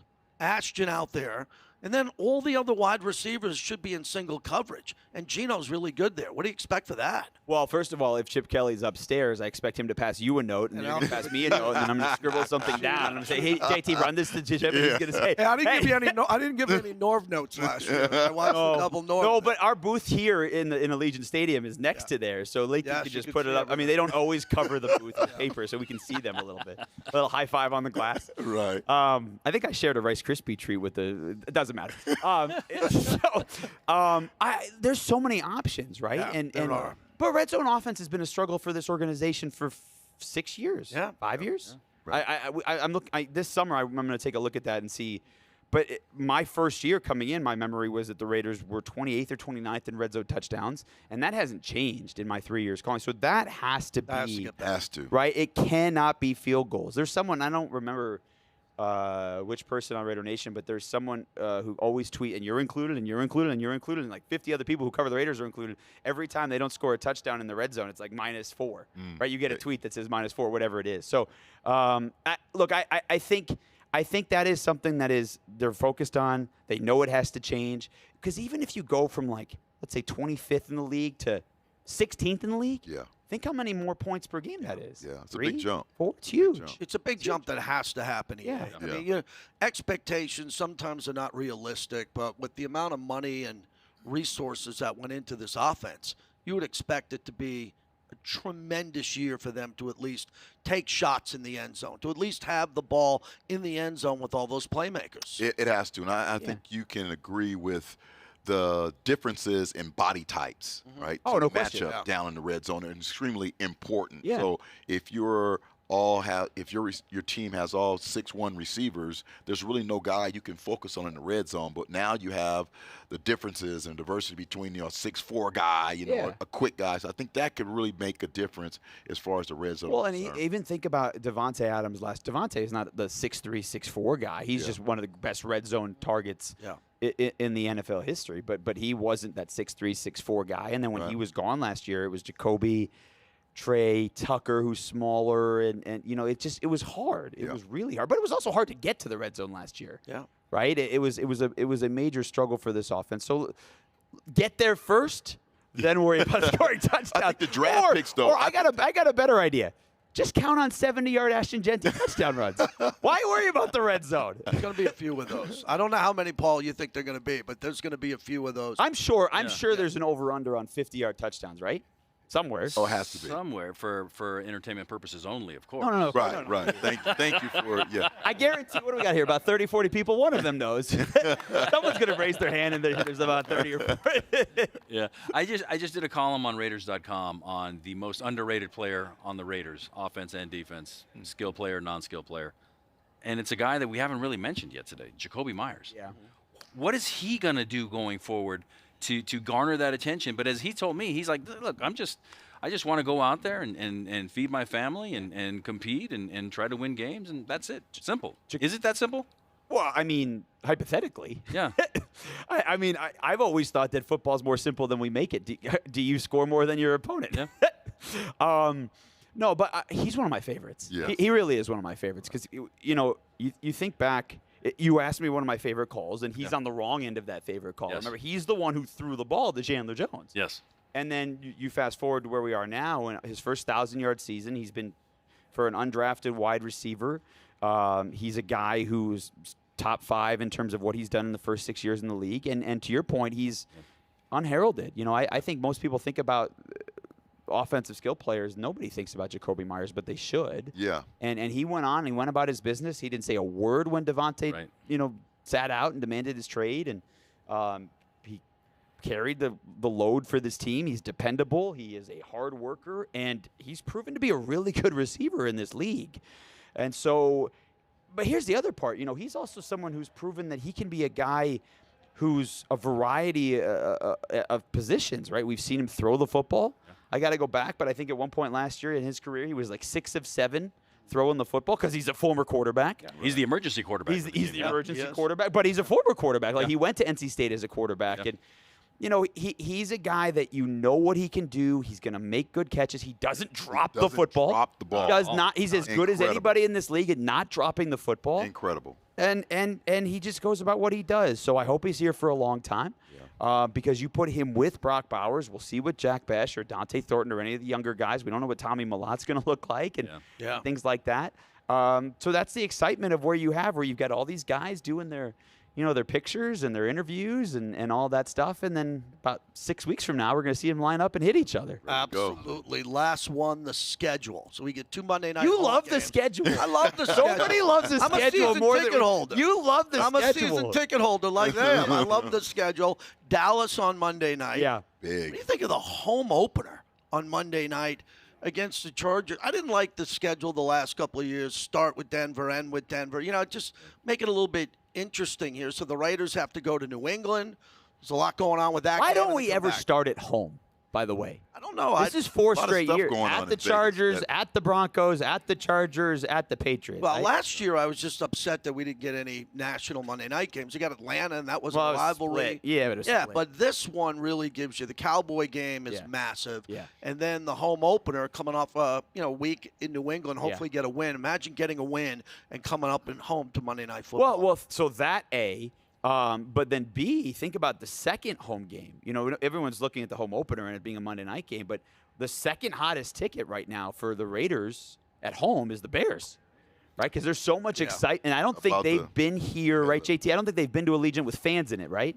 I'd have to go back and look, but they have been here with fans? They had okay. that Justin Fields game, right? Okay. That was okay. Right. So that must have been the 21 season, right? So they were here. But like that ticket is through the roof, just second to where the Cowboys are. So that'll end September. So you get Patriots, Chargers, back out east again for Commanders, and then the Bears here at home. So you think about the storylines with all those games. The Patriots, Mike Vrabel, and half of the Raiders defense playing for the Patriots, right? So that's storyline A.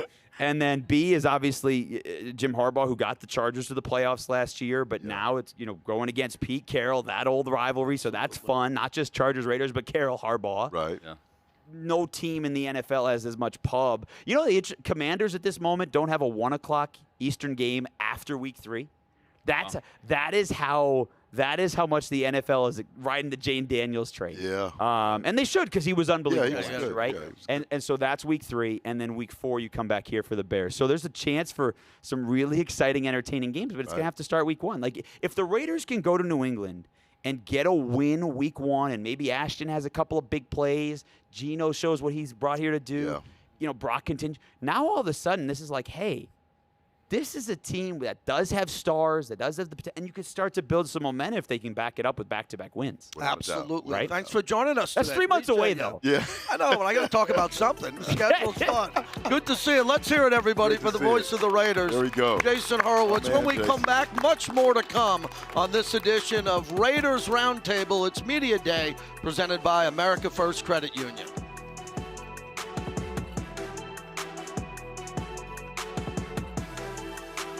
With the 35th pick in the 2023 NFL Draft, the Las Vegas Raiders select Michael Mayer, tight end, Notre Dame.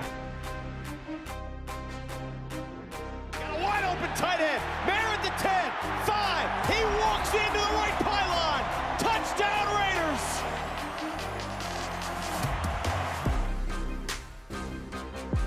Action out to the right. Mayer has it at the 30 down the far sideline, and he tiptoes out of bounds. Going at duel in the backfield. He's going to throw over the middle. Open Mayer at the 6. Spins out of the tackle. Keeps his feet going, and he's got a first at the 2-yard line. He went right down the middle, caught it, and then rolled himself out of a couple of tackles.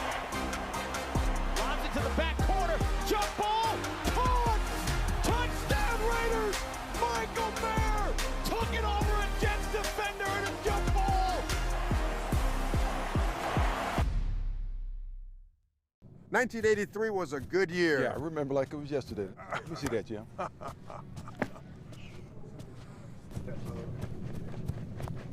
Touchdown. Holy Toledo. Whoa. Welcome to the second annual Silver and Black Gala. Tonight, in addition to my father, I would like to light the torch in honor of and tribute to Elaine Wynn. Lee, you see it always steps up, right? They kind of laid it out so everybody can come on the grass, kind of feel it, and it's awesome. Awesome environment. We can create positive change for mental health within our community, more specifically supporting the mental well-being of our youth. Please welcome Pia Toscano. Please welcome to the stage, Oz Perlman. Is it quarterback Cam Ward? Show everybody! Please join me in honoring our Mental Health Commitment to Excellence Award recipient, Dan Reynolds, Debbie and Gary Ackerman. And now, to present a check for $250,000 to each of these organizations is the Board of Directors for the Raiders Foundation. Absolutely incredible. I had no idea, was almost in tears on stage. I really do believe that it's going to help transform so many lives.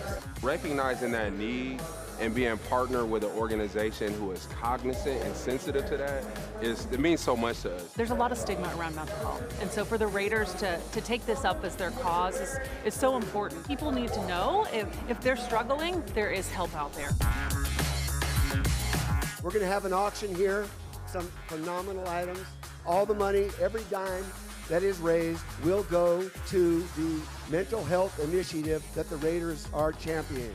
$70,000, 65 is in. $100,000. a $100,000. Raiders, the Opus. It's the full history of the Raiders from 1960 to 2019. Got $1 million. Anybody else want to match it at $1 million? So! Intermountain is bringing Nevada a world-class children's hospital.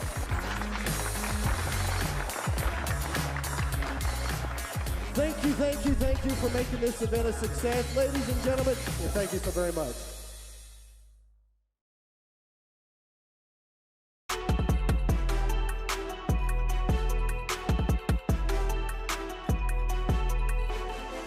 Welcome back to Raiders Media Day here with Aidan O'Connell. And Aidan, it must just feel good to put the uniform on again here in your third year. Are you excited to be back in the building, in the mini camps, in the OTAs, and really get started? Yeah, very exciting. You know, it's weird. The season feels like it just ended, but also feels like a long time ago. And so I'm excited to put the jersey back on. Obviously, it'll be a little while till we start playing in it. But, yeah, it's been a great offseason so far. The team's been, you know, working hard over the last couple months, and I got this last week to close it out. First 2 seasons here with the Raiders, you get the opportunity to start. We see what you got, and you're able to compete now in that quarterback room. Just tell me about bringing in Geno Smith and what the quarterback room has been like with him here. Yeah, it's been really a dream come true. You know, a huge fan of Geno, his game, and then obviously getting to know him as a person over the last couple months has been super fun. Great player, fun to really just bounce ideas off him. Obviously, he's a veteran in year 13, and so played a lot of football, seen a lot of football, and definitely trying to learn as much as possible. How about Pete Carroll? He really has been known as a player's coach, but also somebody that has the plan. You got to stick to the plan because he's proven that it works. What were your first impressions early on of working with Pete Carroll? Yeah, first impressions were definitely he's going to be a fun coach to play for. You know, even from our first team meeting, there was a lot of energy, a lot of excitement, and really the impressive thing is that's carried through over the last couple months. It hasn't waned at all, and every day you know what you're going to get from Pete. He's going to be excited. He's going to be you know, happy to be out there, and also pushing you to work hard and compete, which is awesome to have that combination. We know, of course, in that receiver core, it starts with Brock Bowers, who's really a tight end, but he's really a receiver. You can throw the ball a lot to him, Jacoby Myers, Tre Tucker. But then some high draft picks as far as the Raiders are concerned with Jack Bech and also guys like Dont'e Thornton. What have you seen from some of the rookies early on? Yeah, it's hard being a rookie. It wasn't too long ago that I was, and you're trying to, especially here in OTAs, you get drafted by a team, and a week later you're on the practice field, and so you try your best to try to absorb as much information as possible. So those guys, Dont'e and Jack, are doing a great job of trying to learn as much as possible, taking the coaching. You're going to get coached hard when you first get out here, and just trying to get better every day. And I think those guys both are hard workers that are determined to work hard on their own without being told what to do. And so when you have guys like that, you got a chance. Do you look at Thornton, a 6'5" guy that runs a 4.3 40, and say, okay, maybe we could stretch the field a little bit with that? Yeah, I think so. Yeah, he's almost like a creative player. It's pretty impressive to watch. So having guys like that is, it makes our job a lot easier. And also in your first year, you knew what it was like to have a solid back like a Josh Jacobs behind you, and now you get Ashton Jeanty in here. Having him, what do you think he will add to the offense as far as exactly what Pete Carroll also wants to do with Chip Kelly? Yeah, obviously Ashton's an impressive player. It's been, obviously fun to watch him in his college career, and then it's been impressive to watch him over the last couple months. Really, he's very intelligent, kind of understands what we're trying to do already, which is, again, very impressive for a young guy. And yeah, we're leaning on him hard to do a bunch of different things, but I think he's up for it. And Aidan, I know you like the Raiders jacket. Yeah. Do you think we can get one for your wife? Do you think we can get him to send her one? That'd be great. That'd be great. I have to get her size, but that would be great. I think she'd love it. All right, Raiders image. We're going to get her size. You got to get Mrs. O'Connell the jacket. Thanks a lot, Aidan. Congratulations on being back here in your third year. We're looking forward to seeing what it holds for you. Thanks. Good to see you. Back to you guys. Wow, thanks to Amber. Welcome back to this special edition. There are the fans. Raiders Roundtable. There we go. Presented by America First Credit Union. Media Day here at Raiders headquarters. I want to stay, Paul, with Aidan. Yeah. He's been coached at a very high level, from offensive coordinator, head coaches. He's been prepared for this moment in his career, and I think he's competing like he wants to play a lot. And this is a guy who has an effort every day he walks into this building. No doubt. But before we get into the football aspect, does he really not know what size his wife wears? If we didn't know what size... Paul, don't throw him on the bus like that. My bad. I know what size my wife is. Anyway, and I like that jacket too. The thing about Aidan that I've really been impressed with was this was a guy when he was drafted a couple of years ago wasn't supposed to play at all. Right. And I remember writing at the time that if he ever did, something had gone wrong. That's something went right for him, though, actually, because he got all that game experience, because he can go in at a moment's notice. Because, as we all know, at quarterback, you're a heartbeat away from being in the game and playing that position. So for him to stay elevated, to stay ready to play, that speaks to his character as well. And that's something that he can look at Geno Smith's story, and that's exactly what happened with him. Now he's taking advantage of the opportunity.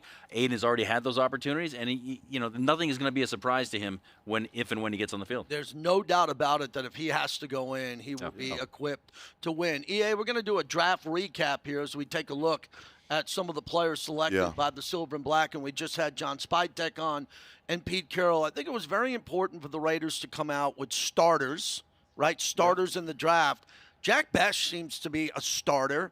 I look at Thornton and his ability. He's going to play because he's so tall in the red zone. But Ashton Jeanty is the player there. And when we were there backstage, and I got it in my ear that we got him before the crowd knew, right? Seconds before, I said, this pool party is going to explode. Yeah. Because, look, you'd like to get a running back for value. That player had to be picked where he was. That's a franchise running back heading into his first season here, and I just think he's going to have a monster season. I think so, too. When we look at the NFL season from last year, we heard so much talk about the running back position and how it is kind of falling back.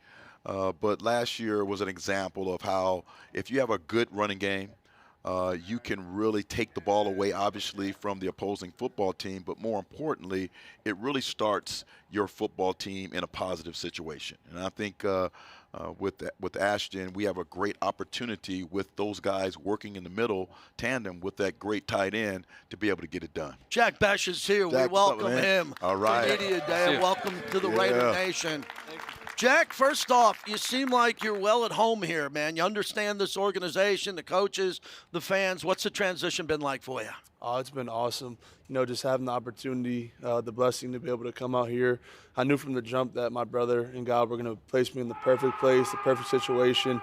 So being able to come to Las Vegas and, learn from Coach Carroll and my receivers coach, Coach Beatty, and learn from Coach Kelly. I mean, it's been so amazing. The information I've learned, it's been a lot, and it's just been awesome to be able to just soak it all in. So it's been truly a blessing, and it's been amazing. Yeah, what an incredible story. I'm so excited and happy for you to be here, man. And I know it seems like watching like a lot of the Senior Bowl cut-ups and just how you play with that great intensity. Have you always played like that? 100%. I think it's definitely ramped up a little bit, though. With everything that's happened the past few months, playing with that extra chip on my shoulder, knowing I have the greatest guardian angels ever with me, and God and my brother, it really helps push me each and every day whenever I wake up to come out here and do the best I can do every day. My uncle says just, do your best every day and then stack those days together, and I try to do that by just glorifying God and living on my brother's legacy each and every day. Awesome. Jack, as a receiver, how comfortable are you sitting right next to a Hall of Fame He's too cornerback? Young. He's too young. He doesn't know. he doesn't know. Hey, we were talking. We were with Doug Baldwin the other day, and he said, "Man, you can't be friends with cornerbacks. You got time to tear them up when we get on that field." No, you have to. Got to learn their trades. That is true. Yeah. That is true. That is true.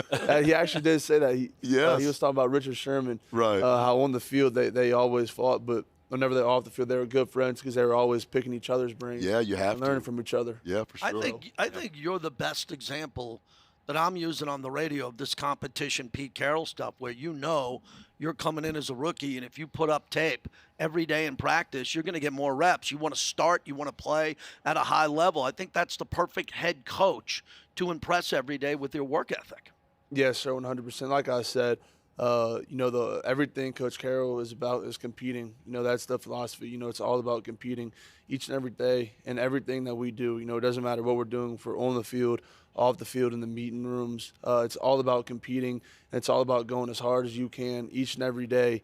Kind of alluding back to what my uncle said, it's just coming out here, it's being the best you can be each and every day, and then just stacking those days. Yeah. I tell you, what in the interview process with the Raiders, what kind of questions did they ask you to make that transition? Yeah, so some of those formal interviews, a lot of it was the IQ in the game. Obviously, coming to an offense like this with Coach Kelly, what's between the ears is a big part of it. Being able to read out the different coverages, is something that, we're all learning. We're all getting better at day by day. Obviously, coming from, high school to college to the NFL, the game speeds up. The defenses get a little more intricate. They can do a little bit more. They can start disguising stuff a little bit better. So it's just a process of being able to come in and learn and see what defenses are doing. Because usually, if they're showing cover one, if they're showing a cloud type of coverage, it's usually going to be the opposite. They're usually going to roll or not, or get out of the cloud and go to a man look or whatever it may be. So it's really about just getting different keys and learning, which our coaches have been awesome so far, just showing us those different keys and trying to learn as best as possible to see what the defense is doing so we can make our right adjustments and so on and so forth. From that X's and O's standpoint, Jack, how different is the mentality then whether you're lined up on the outside or whether you're lined up in the slot? Because a lot of people have been projecting you in the slot, but you're a big receiver to be in the slot. Yeah, so, you definitely have to think a little bit more in the slot, because you have to definitely see what the defenses are doing. You have to get through a little more, a few more bodies in the middle of the field. We're outside. You have to do a little bit of that, but, obviously playing slot, you're going through the middle of the field. You kind of have to find your way through the middle. You have to see, like I said, more of the coverages. If it's close coverage, too high, what they're doing, if they're rolling in and out of it. But no, I'm here to play my role. If that's inside, outside, whatever that may be, and I'm here to help this team win as many games as possible. So your transition at TCU was very interesting to me, leaving LSU. That's a mature decision. Who did you take comfort with talking about that back in the day, from your family to people surrounding? People getting in your ear all the time. You're playing with some super elite players at LSU to make that transformation to TCU where you put up big numbers. Yeah, my faith is super strong. Okay. I definitely feel like everything that we do is for a specific reason, good or bad. So it was definitely hard leaving LSU, the hometown team. My uncles went there. All my family went there besides my brother. So definitely the school I was at every fall growing up. But my mom always told me that, God put me there. He let me have 2 great years there. He let me do some really good things there. He let me live out that dream. But ultimately, he had a different place for me to finish my career and to be able to get to this point, and that was TCU. It was one of the best decisions I've ever made going to TCU. I'm indebted to TCU. Love everything about it, the culture, the coaches, just the connections and the people I met there. And then it also helped me take a huge step forward in my faith life, which I think ultimately just all comes down to, what happened a few months ago with losing my brother, just helping me to be able to overcome all those different things. So. Yeah, that's important. I mean, the stuff on the football field will take care of itself. The things off the football field are what really important, for you. And what kind of things do you like to do off the football field? Yeah, so growing up in South Louisiana, I love to hunt and fish. Okay. I have a dog. He's not up here with me now, but whenever he does get up here, I like just going and bringing him for walks, doing different things. It's kind of hot to be bringing a dog, though, man. I know. I'm going to have to either wake up early or go late. His paws are going to burn. Yeah. Right. But yeah, and I really love hanging out with the people around me who I love, my friends, my family, just having partnership with them, breaking bread with them, whatever it may be. I'm huge growing up in South Louisiana, faith, football, and family are the 3 things that we kind of live by. So always I love being with my friends, my family, just hanging out with them. Like I said, I love being with my dog. I love hunting and fishing. Play a little bit of golf, not too good. Okay. It's fun, though. Yeah. Trying to get better at that, so yes, sir. When it comes to receivers, and yeah, I'm sure you could attest to this, the stereotype is they're the divas on the team. They're the ones that all the offense has to flow through the receivers. Just throw me the damn ball. This receiving room doesn't seem that way. What has been, you've been here a month or so. What has your impressions been of this receiving room, especially with Jakobi Meyers, who just has kicked back, I can't call it, as much as any other guy you could imagine? Yeah, no, it's been amazing. Like I said, as much as I've learned from the coaches, I've learned from the vets in our room, like Jakobi and Tre, Bachman, all these guys that have been doing it for so long. I've learned so much from them. because whenever you get to pick a player's brain and see what he's been doing and all the experience that he's had on the actual field playing, that helps a lot. To just kind of learn the way of the program, the way of the NFL. Coming here as a rookie. And they've been amazing, to all the rooks. They've been helping us so much, learn the offense. Like I said, just learn the way to do things, being in the NFL, the way to go about your business. It's been a fantastic room. Jacoby is one of the most slept-on guys. I mean, dude's a lethal route runner, catches everything thrown his way. Tre's same thing as Tre. I mean, dude is super good, super great route runner, catches everything thrown his way, super fast and explosive. Right. Super fast and explosive. Alex just, he's been in the league for like I think this is going on his 7th year, so he has a lot of knowledge about the game. So just being able to pick all their brains and learn about all the experience they've had has been really just amazing, and they've been nothing short than great to us. Jack, I wanted to ask you about seeking out contact downfield when you block. This is going to be incredible for you if Ashton breaks a couple of big ones and you're in the slot or outside, and all of a sudden the play's coming your way and you're going to be able to put your hands on corners and safety. How much work do you put into blocking downfield, knowing that's going to be really an important role for you with this running team? Yeah. Our wide receiver coach always says that backside wins championships. Mm-hmm. So, run coming to you, run coming away from you. We say the run's coming to you regardless of what's going on. So we that's definitely something that we've emphasized a lot, especially with our run game. We got to be great blockers. And like Coach again says, it's all about that mentality of just going out there, putting your paws on somebody and going to dominate them. It's one of my favorite parts, if not my favorite part of the game, because like Coach said, everybody want to win championships, and championships are won on the backside of the blocking game. It's a run that, the backside safety makes the play. He's the last line of defense on the 20-yard line. Well, if we do our job, we take him out the play. Now a running back walks in the end zone on a 75-yard run. So it's definitely a huge part of the game. It's something that we've been hitting on big time, and you're going to see definitely an aggressive receiving core coming this season. So I love to hear that. What's a part of your game that since you've been here, you say, hey, I got to sharpen that up a little bit? Yeah. I really just feel like it's everything. Coming into the NFL, you can't just be one-sided. You have to be well-rounded, because these DBs are elite, as you know. I mean, the DBs here, they get paid a lot of money to cover us, and we get paid a lot of money to go out and beat them. So our coach has done an amazing job of just really just rounding us off, like you said, the run game. Learning the different cues of the defenses, route running, top of routes, getting out of, exploding out of the routes, using different tempos to get open, and all these just different intricacies of the game. Our coach has done an amazing job, and like I said, I've already learned this past month more than I've learned in college. It's been amazing, just being a sponge and soaking it all up, and I just can't wait to keep learning and to keep pushing. Thanks for doing this, Jack. Fantastic. And yes, good luck sir. today. Thank you all so much. God bless. Raider Nation, let's hear it for Jack Bech. Wow. Appreciate you very much. Awesome. Enjoy your first media day. Yes, pleasure, man. Pleasure. All right, my man. Wow, that was I'm never going to forget that conversation. He's put together a little bit. Yes. Not only is he put together, but what he just had to deal with the total package. That's what I'm saying. Right. Like the total package. Personally, losing his brother the way he did in the attack in New Orleans. And then imagine a young man at that age being away from your family, Paul, living here, living in a hotel until you get established here, and the magnitude of the loss that he went through, and to have football and a new family to help him get along the way. Well, that's the bottom line. You need that base. Yeah. You need that base, whether it is your faith, whether it is your family, or as he said, even football. That's something that for him, that's what he's going to lean on, and that's what he's had to lean on.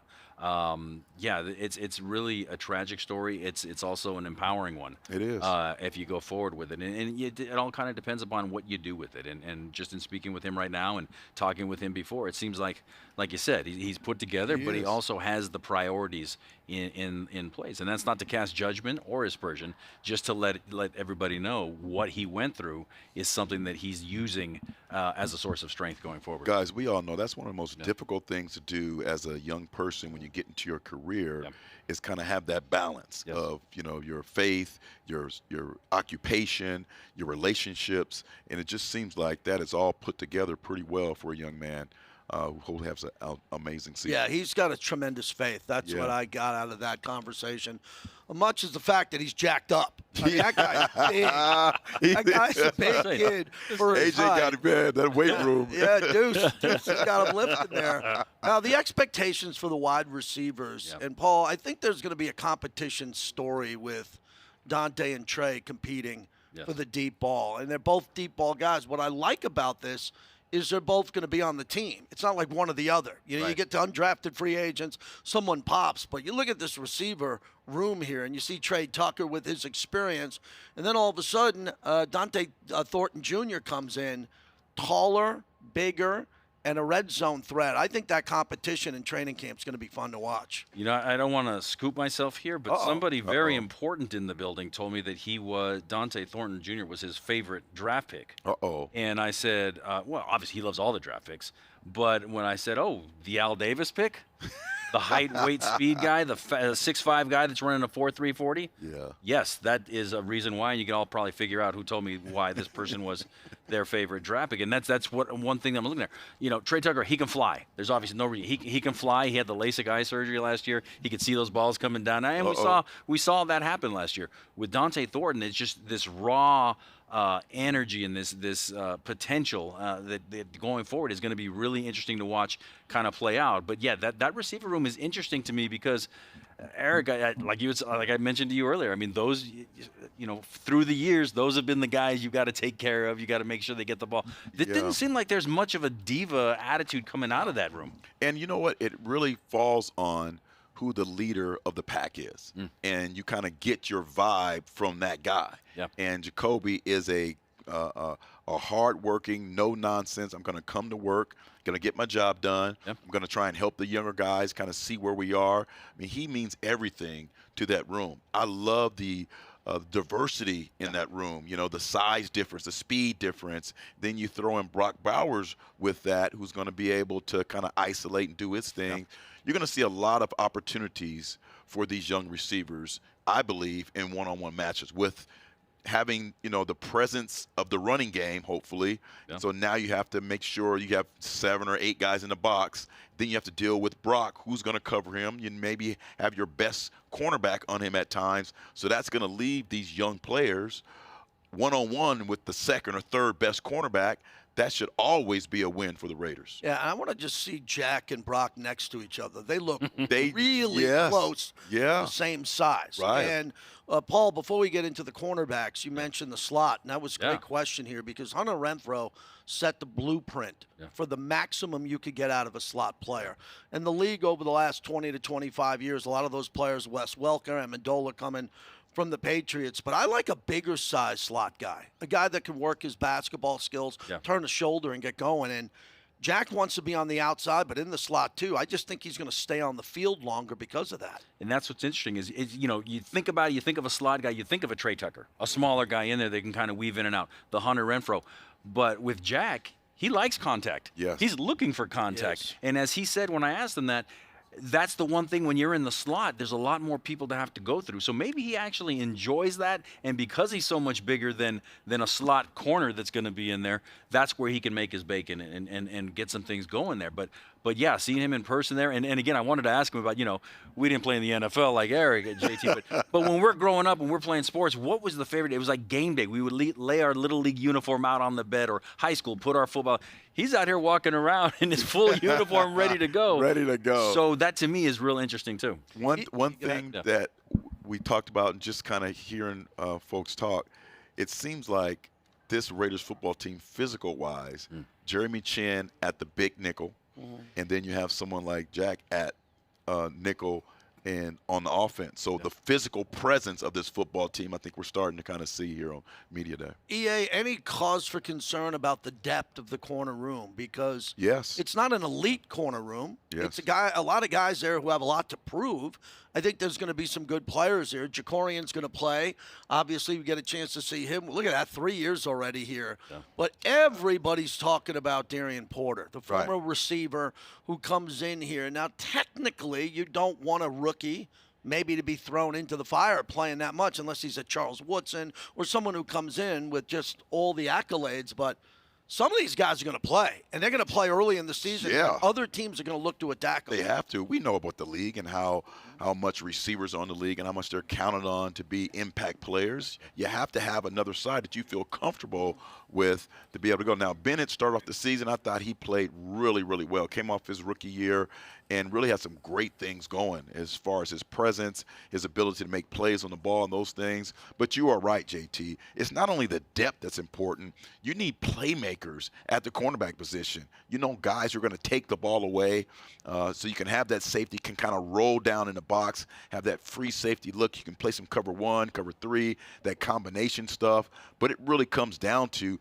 taking the ball away, taking possessions away from the opposing team, and we haven't been able to really do that on a consistent basis for years. So I am a little concerned about not just the depth, but the star power of that position. Yeah, this is an organization, obviously. You get the Hall of Famer here with Eric, who's here, diagnosed the play that ultimately became the Tuck rule play that is not a good memory for anybody sitting here. But it's also one that's just ripe with cornerbacks, right? Whether it's Lester Hayes, Mike Haynes, Willie Brown, the Soul Patrol going back there. Thomas, all of them. So now what you're seeing here, and we talked about how much more physical and bigger these players look. Right. Again, I'm not trying to compare any era or anything here, but you see the blueprint of, are we looking at maybe a Legion of Boom 2.0 that they're getting these big guys? And with Darien Porter, the physical attributes that he's bringing, a lot of people see some Richard Sherman there. Yeah. Not saying that he's playing as well as Richard Sherman or he's going to be that well, but there's just something, you see flashes and glimpses, and it's like, what's the connection? Oh, yeah, Pete Carroll. And you see that, and you hope that translates. Yeah. Dont'e Thornton Jr., kind enough to join us. Let's hear it, Raider Nation. Young wide receiver. Great to see you. Great to see you. What's media day like? So you're just going from picture to picture, videos, all that. How do you feel about this? I feel good. I like the camera a lot, so getting to take a lot of pictures and doing videos, that's a good thing for me. I like to do it. Well, fans are excited for you. Obviously, your speed and your height, and going into just the combine process and what John Spytek and Coach Carroll were expecting from you now that you're a Raider. What have those conversations been like? Their biggest talking point for me is just being able to be a deep threat down the field, like, consistently. So I've been working on that every single day when I step on the field. Yeah. What was that draft process like, man? You guys going through, and obviously there's several players on your team who are also getting drafted. Talk to us a little bit about, those last couple weeks at school going through the draft process. The draft process for me was really crazy because, like, going into this, everybody want and have those dreams of wanting to go, like, the top picks and things like that, but you never know how it's going to go. So it's a crazy process, just ups and downs of hearing where you might go, when you're going to go. Like, it was a great experience because it was a dream come true for me, but it was definitely a tricky one. Yeah. Dont'e, when you get anointed with the title of being, the Al Davis draft pick, because of the height, because of the weight, because of the speed, what does that mean to you? And are you much of a football historian that you know what this organization has been built on? With that's just part of the DNA. I would say it means a lot to me. Like, of course, it's big shoes to fill in, but I'm willing to do whatever I have to do to hold up that standard, and I'm not going to shy away from that. And like you said, in terms of the history part, we love big, fast receivers, and I happen to be one of those guys. So I feel like it's a great title to have for myself. I just have to hold up. Aidan O'Connell's played a lot already due to injuries of other quarterbacks. But what's that Geno ball like? When you're about 30 yards deep look at and the you big look smile. for it, walk us through a Geno ball, deep ball. It's crazy. Like, he has a great ball. Like, you expect, like, the way the ball look when it comes out, like it's going to be a really hard ball, hard to catch, but he put a lot of velocity on the ball, but it's soft when it hits your hand, so it's easy to catch. He probably has one of the easiest footballs to catch that I've my whole career playing. Yeah, man, your film, man, you just pop off the film, man. Just your size, your acceleration. Some guys are fast, right? But it seems like you accelerate, run away from safety, run away from guys. What is your favorite route combinations, kind of? Me being completely honest, I say a deep post or a go ball. Because like you said, I can use that acceleration to break away from guys. Right, okay. And if you're trying to attack a corner, are you going to use your size? Are you physical with guys, or are you just going to use your quickness, finesse, and try to avoid him with your moves? I say a combination of both. Okay. Like, I feel like depending on what play or route it is, will change up my approach if it's going to be a more physical or being more finesse and speed. But most commonly, I like to use my speed. All right. So looking at some notes here, Dont'e, you're the tallest player ever to run a 4.3 40, 6'5". You led the nation last year, 25.4 yards per catch, senior season. Again, going back a little bit in history here, and I think you were on the team at this time, Eric. James Jett could just fly. Could just fly, but he wasn't as big as you. And there's a great story about John Gruden was the coach at the time. He's standing on the sidelines, and James Jett runs by. John Gruden doesn't say, "Did you see that?" He said, "Did you feel that?" Man, that's how fast he was. Oh yeah. Is that similar to what you're bringing? Can you feel how? Oh yeah, definitely. You're gonna feel his speed for sure. You're gonna feel his speed. What does that mean? What does that mean? What does that translate to? Winning down the field. Yeah. After that's the biggest translation for it, really. We just talked to Jack about transferring from LSU, and he ended up going to TCU. With your start here at Oregon and ended up in Tennessee, big-time programs, massive home crowds. I mean, big rivalry games. Was that something you were looking for with that type of experience in college, the rivalry game, to go up and beat an opponent that means something big to the university? Oh, yeah, most definitely. Like, especially with Tennessee, like, being at VFL was a big thing for me. Like, knowing that I graduated from there and I gave my all for Tennessee every single time I stepped on the field. So, like, having those rivalry games definitely was a big thing that I looked into of making that decision to go to Tennessee. When Peyton Manning shows up, or just the history there, right? It's crazy. Well, I went there one game, and I just couldn't believe the tailgating was on the river with the boats. The walk-in as you walked into the stadium, all the fans. Yeah, just that's something you're expecting. Now you got Raider Nation, and you got these fans, and you know the history of them, the black hole and all that. How do you embrace that? Oh, just run to the black hole every time. That's all. Run to the black hole. I'm going to use that as a soundbite. Yeah. That's me. I got that as a soundbite. I want that. As you were growing up, what kind of players did you kind of look at and kind of pattern your game after? So I say like my overall like all-time favorite receiver, Megatron. Okay. So being a big receiver, I felt like that was a great person to model my game after. Right. And then over time, it started to change to Julio Jones, and now I watch a lot of Nico Collins. Okay. Yeah, that's good, man. Yeah. Good So stuff. Jacoby Myers, obviously seeing a lot of people. I just wrote about him as being the most underrated player on this roster. What do you look up to him as a leader in that receiver room, and what do you see from him? What do you glean from him on the practice field? I say like I start with saying like Kobe is great at doing every single thing. Like you could put him in inside, you could put him at outside. He could run a deep ball, he could run intermediate routes. Like it's nothing that he can't do on the field. So like just looking at him, I always try to find like small things that I could take from his game and implement it into mine, because of course we're not the same receiver, but it's small dimes that I could take from him and put it into my game. As a 6'5" guy, as we wrap this up, I wanted to talk about your conditioning, your diet, because you're keeping the speed, but you're a really big guy, and I'm sure you got to get your right calories in. What's a day like for you when it comes to breakfast, lunch, and dinner, and when you don't want to eat past a certain hour because you're super fit? So for me, like the hardest thing is like breakfast. Like I don't have a big appetite in the morning, so I be having to force myself to like drink smoothies and stuff like that. Okay. And on the other side of eating a lot of food, for me, being a big guy that runs a lot, I sweat a lot, so I have to be overly hydrated more than just eating my food. So I say I drink more water and electrolytes than I have to eat, if that makes sense. So you're conscious of that all day, how much water you have to intake and all that. That's a big part of what you're doing with your training. Oh, yeah, definitely. And, like, we in the desert, and it's hot out here. So I got to drink a lot of water. Because I'm wondering, it seems like there's a lot of track in you, right? So running that fast and football, so you got to figure all that out there, huh? It's crazy. I only ran track for 2 years in high school. Oh, what? Yeah. The track coach wasn't on you early on? I ran my first 2 years. Oh, the first 2 years? And then you got a taste of football and running those go routes. Nah. Any other sport? Oh, I played basketball, too. I'm not good at basketball. What? Not good. Not good at all. No hoop game at all. I can dunk. That's it. We'll talk about it. Max has got a full court in his house. I won't be there. Yeah. I sit on the side and watch. I can't play basketball. I think you'd be a good fit there. Awesome. Hey, welcome to the Raider Nation. Yeah, Go say hi to the fans. Yeah, it was a pleasure. Thanks a lot, everybody. Dont'e Thornton. What a great kid. Awesome. One of the things about Media Day, everybody, is you get a chance to meet these gentlemen for the first time, and you learn a lot about them. We are live from Raiders headquarters, American First Credit Union, our special edition of Raiders Roundtable with Paul Gutierrez and Eric Allen. I'm JT. When we come back, more Raider players as we continue on Raiders Media Day.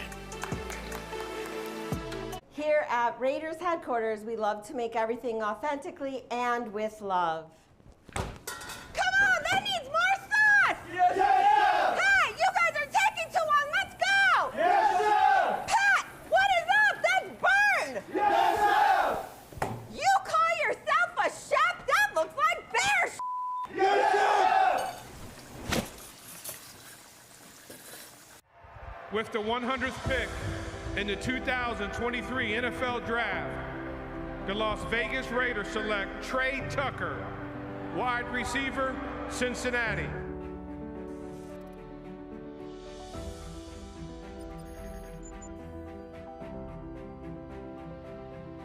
My room, threw the phone in there, grabbed a snack, and like walked out to the bathroom. And like I said, this phone, if it was ringing, it could only be a team.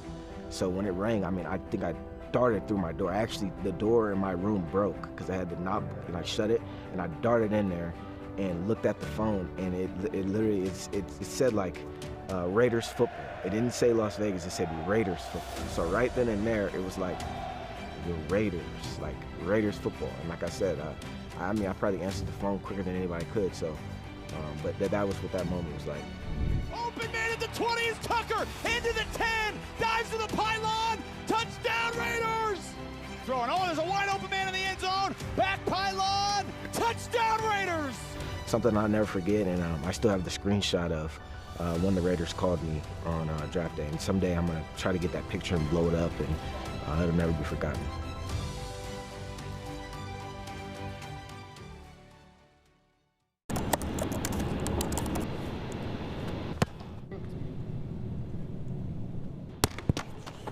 Dang, AJ.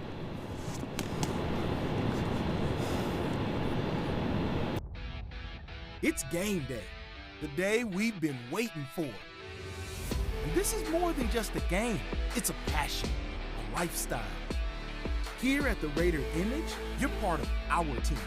Whether you're in the stands or cheering from home, we've got your back. Feel the confidence, own the game. We are the Raider Image. Your game, your gear. Exclusively at the Raider Image.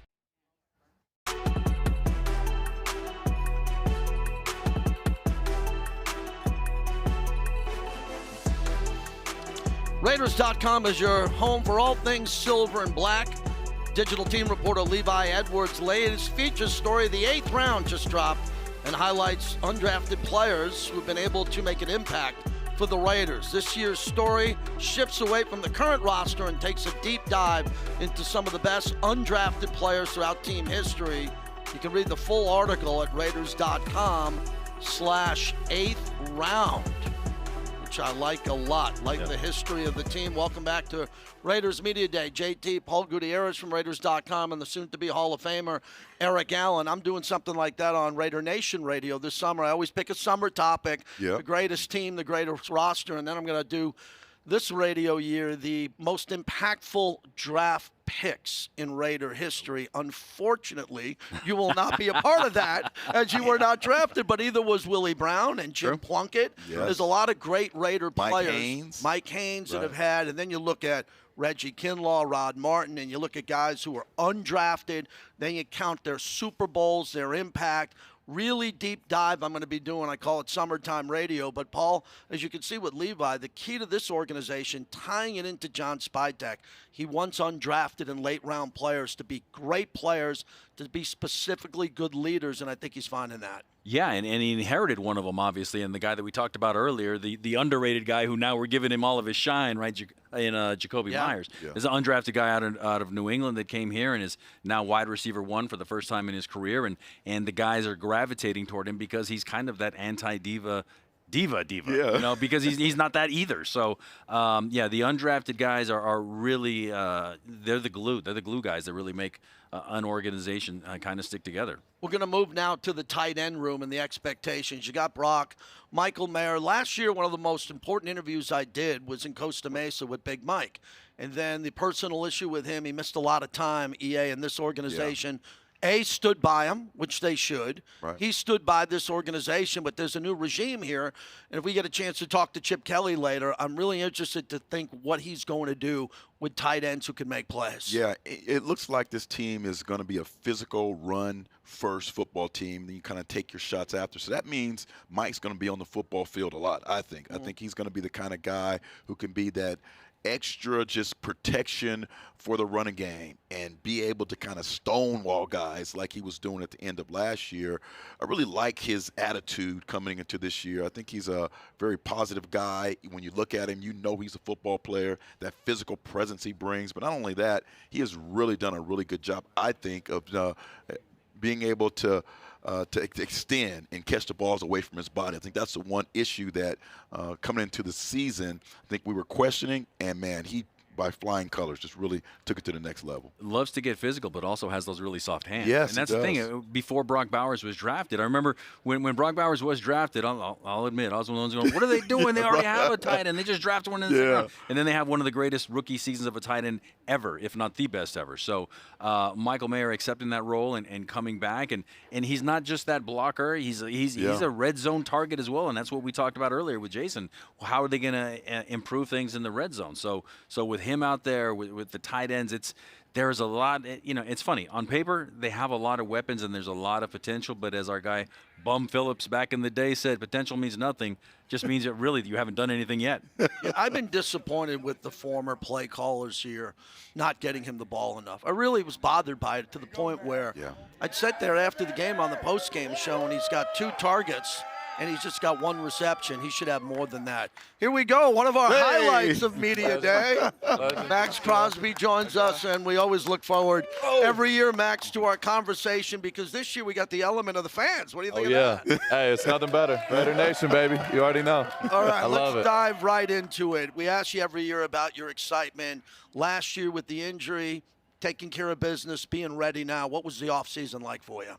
It's been here. It's been here. It's been incredible, though. Just getting to be able, to reset. Unfortunately, getting injured for the first time, and having to, miss games was it was a whole different challenge mentally. But honestly, it was an opportunity for me to grow. At the beginning, it was really hard for me not being able to be at practice, be with my teammates, things like that. But I got to see the game from a different perspective. I got to grow. I got to go through a lot of adversity. It was not easy at first, but I'm 100% healthy. Mentally, physically, spiritually, emotionally, everything is on point, and that's what matters the most. So it's been an incredible offseason so far for sure. Max, it seems that you every year kind of find that whatever it is out there, and it kind of drives you. What is it this year that's keeping that great spirit that you have there?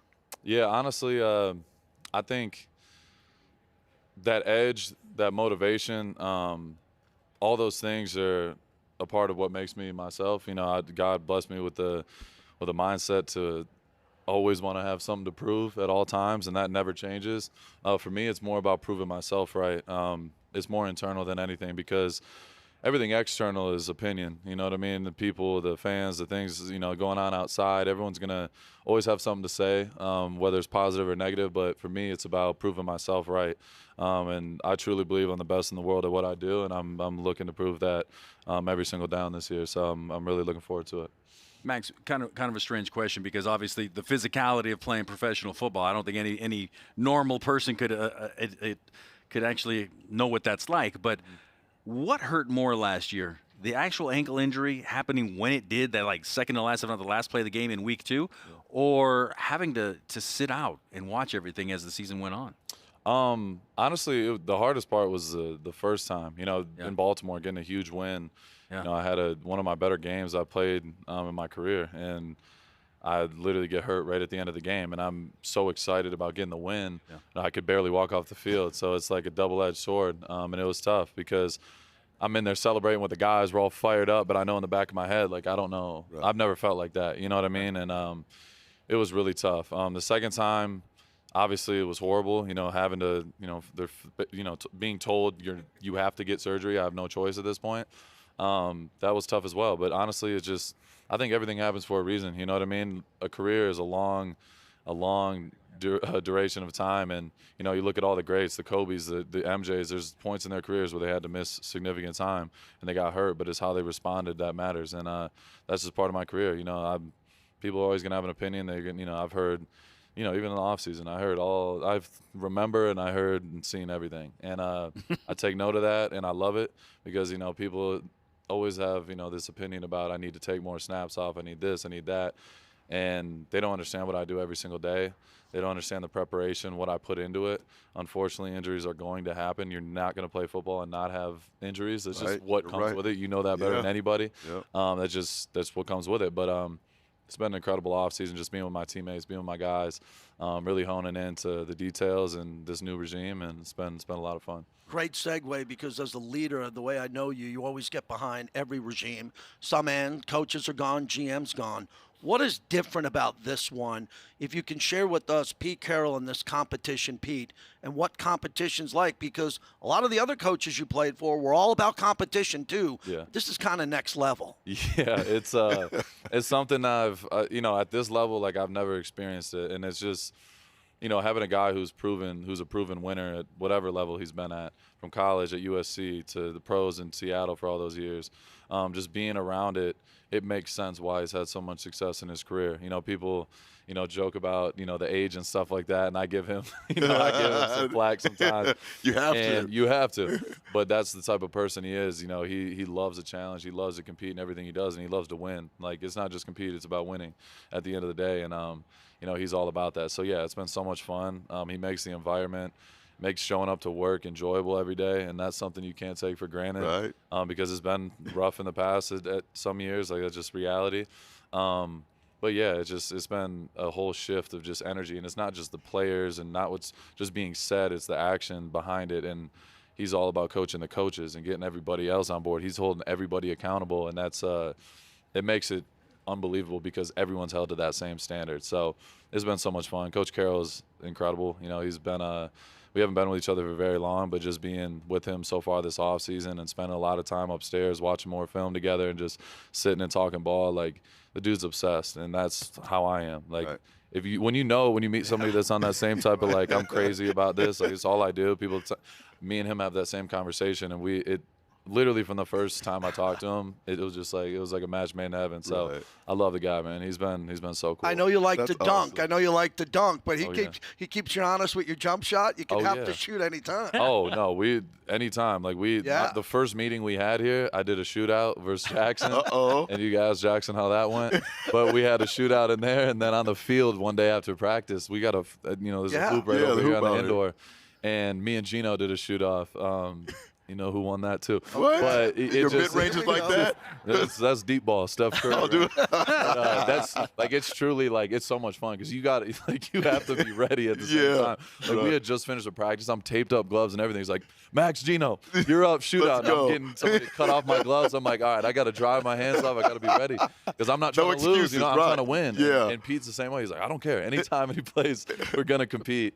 So as a team, like, it just makes you closer to guys because you're all trying to win in everything you do. And it's been a lot of fun. But Coach Carroll, I got to give him credit. The dude, we played Pig one time early in the morning. Like, it was just him by himself. He was warming up, getting shots up. Me and Jackson walk in here, and he was like, "Let's go, let's run Pig." He didn't miss a single shot. What? Not a single shot. He's like that? I'm telling you, his mid-range game, it's that throwback, John Stockton, Bob Cousy type. He's Bob Cousy. He's gonna get mad. Yeah. But the dude doesn't miss. I'm gonna be real. He's incredible. Yeah. For sure. Max, you're one of the faces of the league, of course, the face of the franchise. How has your leadership style had to change, and how do you have to adapt with the new staff? Yeah, that's honestly something that, over my years, over the years of my career, that's something I take really seriously. Captains aren't voted by the coaches, is voted by the players in your peers, the guys that you go to work with every single day. So I take a lot of pride in it. I feel like there's room for growth in every single area of my, on a personal level, from being a captain, from a player, to everything we do. So I want to be the best version of myself every time I step up and be around the guys, and I take it real seriously. So yeah, just being able to spend more time together. As a D-line, we've already been doing that for years now. Having dinners every week. We're like a family. You know what I mean? Yep. But it's about everybody. In this league, it's that's why football is the best sport, because it's the ultimate team sport. You can't just sign two guys and all of a sudden, boom, now we're title contenders. Right. It takes everyone to win, and I know that. And it's about bringing others with me. And, I've been able to do that. And, having a guy like Jackson Powers, having him, he's a young guy. He came in the league just wide-eyed trying to just figure everything out, and having him really buy in and taking him under my wing has been incredible. We like this weekend, we went to 8 Lounge. We had the whole rookie class there watching the fights together and just having a good time and just spending real time together. So that's what it's all about, having real relationships. So on the field, and when it's real bullets are flying, you can talk to each other a certain way because it's not personal. You're just trying to get the best out of your guys. I want to take you back a couple years, Max. Your rookie year, I accompanied your rookie class to the Google complex. Yeah. You guys were walking around, and I remember Josh Jacobs told me you came in, you were bleach blonde, you were the rapper, so to speak, at that time. He said you looked like Malfoy. If you could go back in time to see 2019 rookie Max, what would you tell him right now? Wow. It feels like yesterday, but also like 20 years ago at the same time. Honestly, I would just tell him, keep going, never quit. That's honestly something I live by. I've been through a lot of adversity in my life. I've been through, some of it self-inflicted, some of it, out of my control, but that's life in general. You know what I mean? The most successful people I know have failed a million times over and over, and the people that don't make it to that level usually give up when it gets hardest. And for me, I've truly lived by that. And some of the, the mentors in my life that I'm around on a daily basis and talk to, that's what I get from them. And that's why they're at a level that's even higher than me. You know what I mean? There's always another level you can get to, and that's how I live. So it's really it's about elevation and just growth in every way you can, because you never got it. You never have it figured out. You never have all the answers. When you think you do have all the answers, that's when you plateau and you start going the opposite way. And for me, I have so much more to accomplish in my career. I have so many things I want to do. I want to win a Super Bowl, win Defensive Player of the Years, first team All-Pros. Those are the things I'm trying to do. So yeah, I'm not even close to where I want to be. So like you said, all those, I got hurt last year. I had to hear, oh, is he falling off? Oh, it's time. You think he's, going to start hitting the backside of his career. No, I'm just getting started. So I really, I live by that every day. The second you start believing in, everything you tell yourself is what transpires in your life. I truly live by that, manifesting what you want to do, what you want to accomplish. If you don't truly believe it internally, it's never going to happen. So yeah, you got to keep going and keep pushing, for sure. I want to talk about your foundation, which I'm involved with, and when I get a chance to see you, the Commitment to Excellence Award that you won 4 years in a row, and then you're involved with your alma mater at a different level. That announcement and the podcast that I'm aware of, when did you decide that you had the time and resources to help your alma mater, which helped give you your start to come to the NFL? Yeah, absolutely.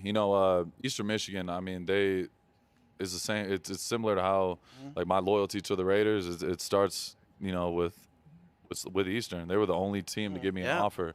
Coach Creighton, who's still there, over 10 years. You talk about MAC coaches. Usually MAC coaches are 2 or 3 years and they're out the door. Right. He's been there, and he's got that same type of mindset where he's not leaving until he gets a championship. That's how he talks. So that's why we get along so well. And I was a 17-year-old kid, just trying to figure it out, and he believed in me before I ever played the position.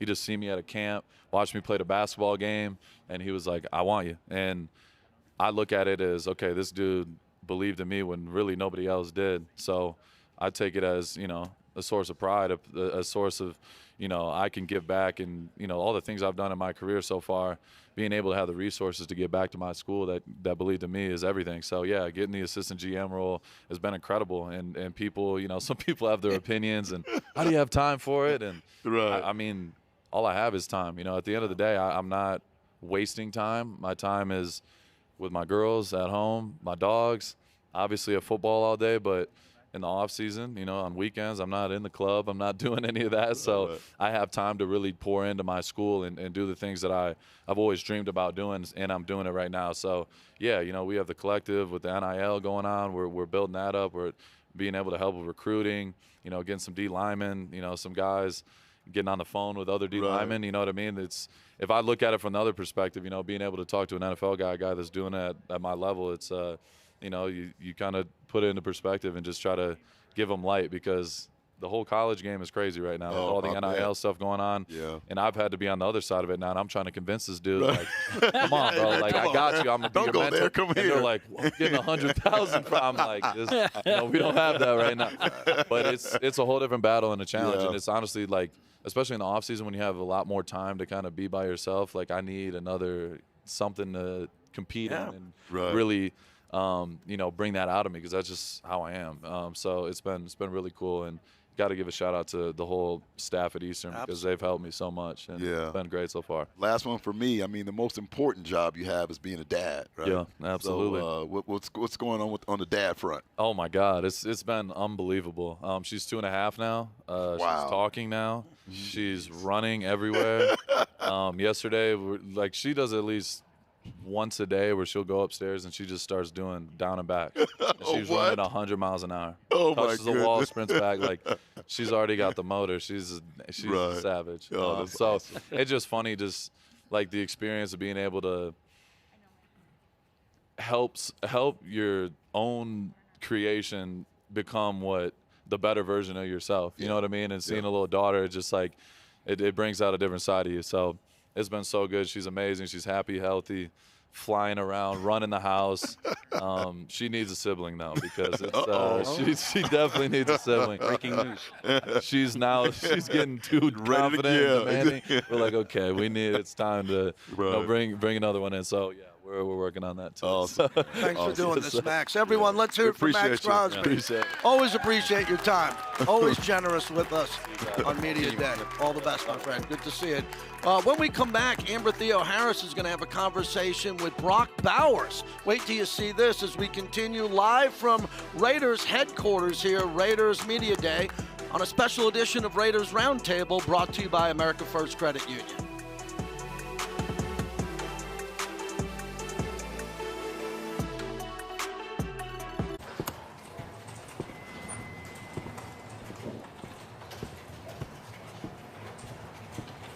Welcome to the dark side.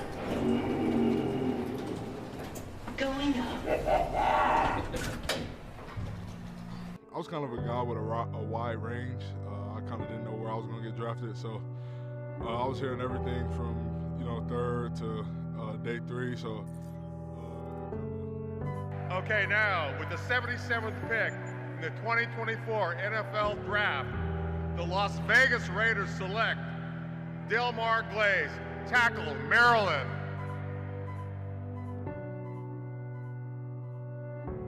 Just waiting for that moment, and then right before pick 77 came up, I kind of got the call, and it said Las Vegas, Nevada, and I talked to the coaches and the GM at the time, and I was just very excited. I was shocked. I didn't know what to feel because, like I said, I had a wide range, so I didn't know what was going on in the moment. Dear Raider Nation, you are by far the best fan base in the world. Your passion, energy, and love for the silver and black are second to none, and it means the world to us that you continue to show up week in and week out.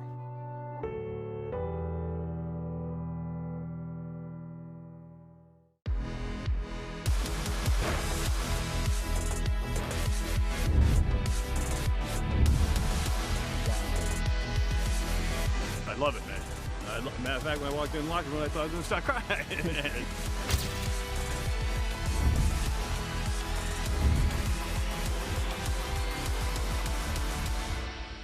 It's fantastic. It's a beautiful stadium.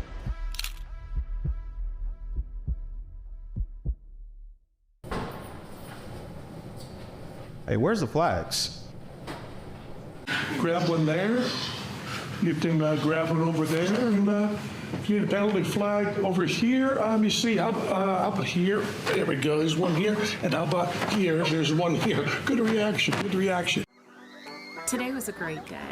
On Teacher Appreciation Week, the Public Education Foundation had an opportunity to partner with the Las Vegas Raiders. And for the people that don't know what that means, it is joy. It is gratitude. It is inspiration. It's enthusiasm. For our young people, the Raiders really understand that our young people need the supplies that they need to do their homework at home, but also to get their work done in the classroom. And then the players came and they actually carried the boxes into each classroom, and the faces And the energy that came from the classrooms, from the students and the teachers was almost overwhelming. And so just really thankful to be here today. We have incredible support from our players that are here, our Raiderettes that are here, and obviously the principal and Miss Hall here at Matt Kelly. So just an overall great day to show appreciation for our teachers.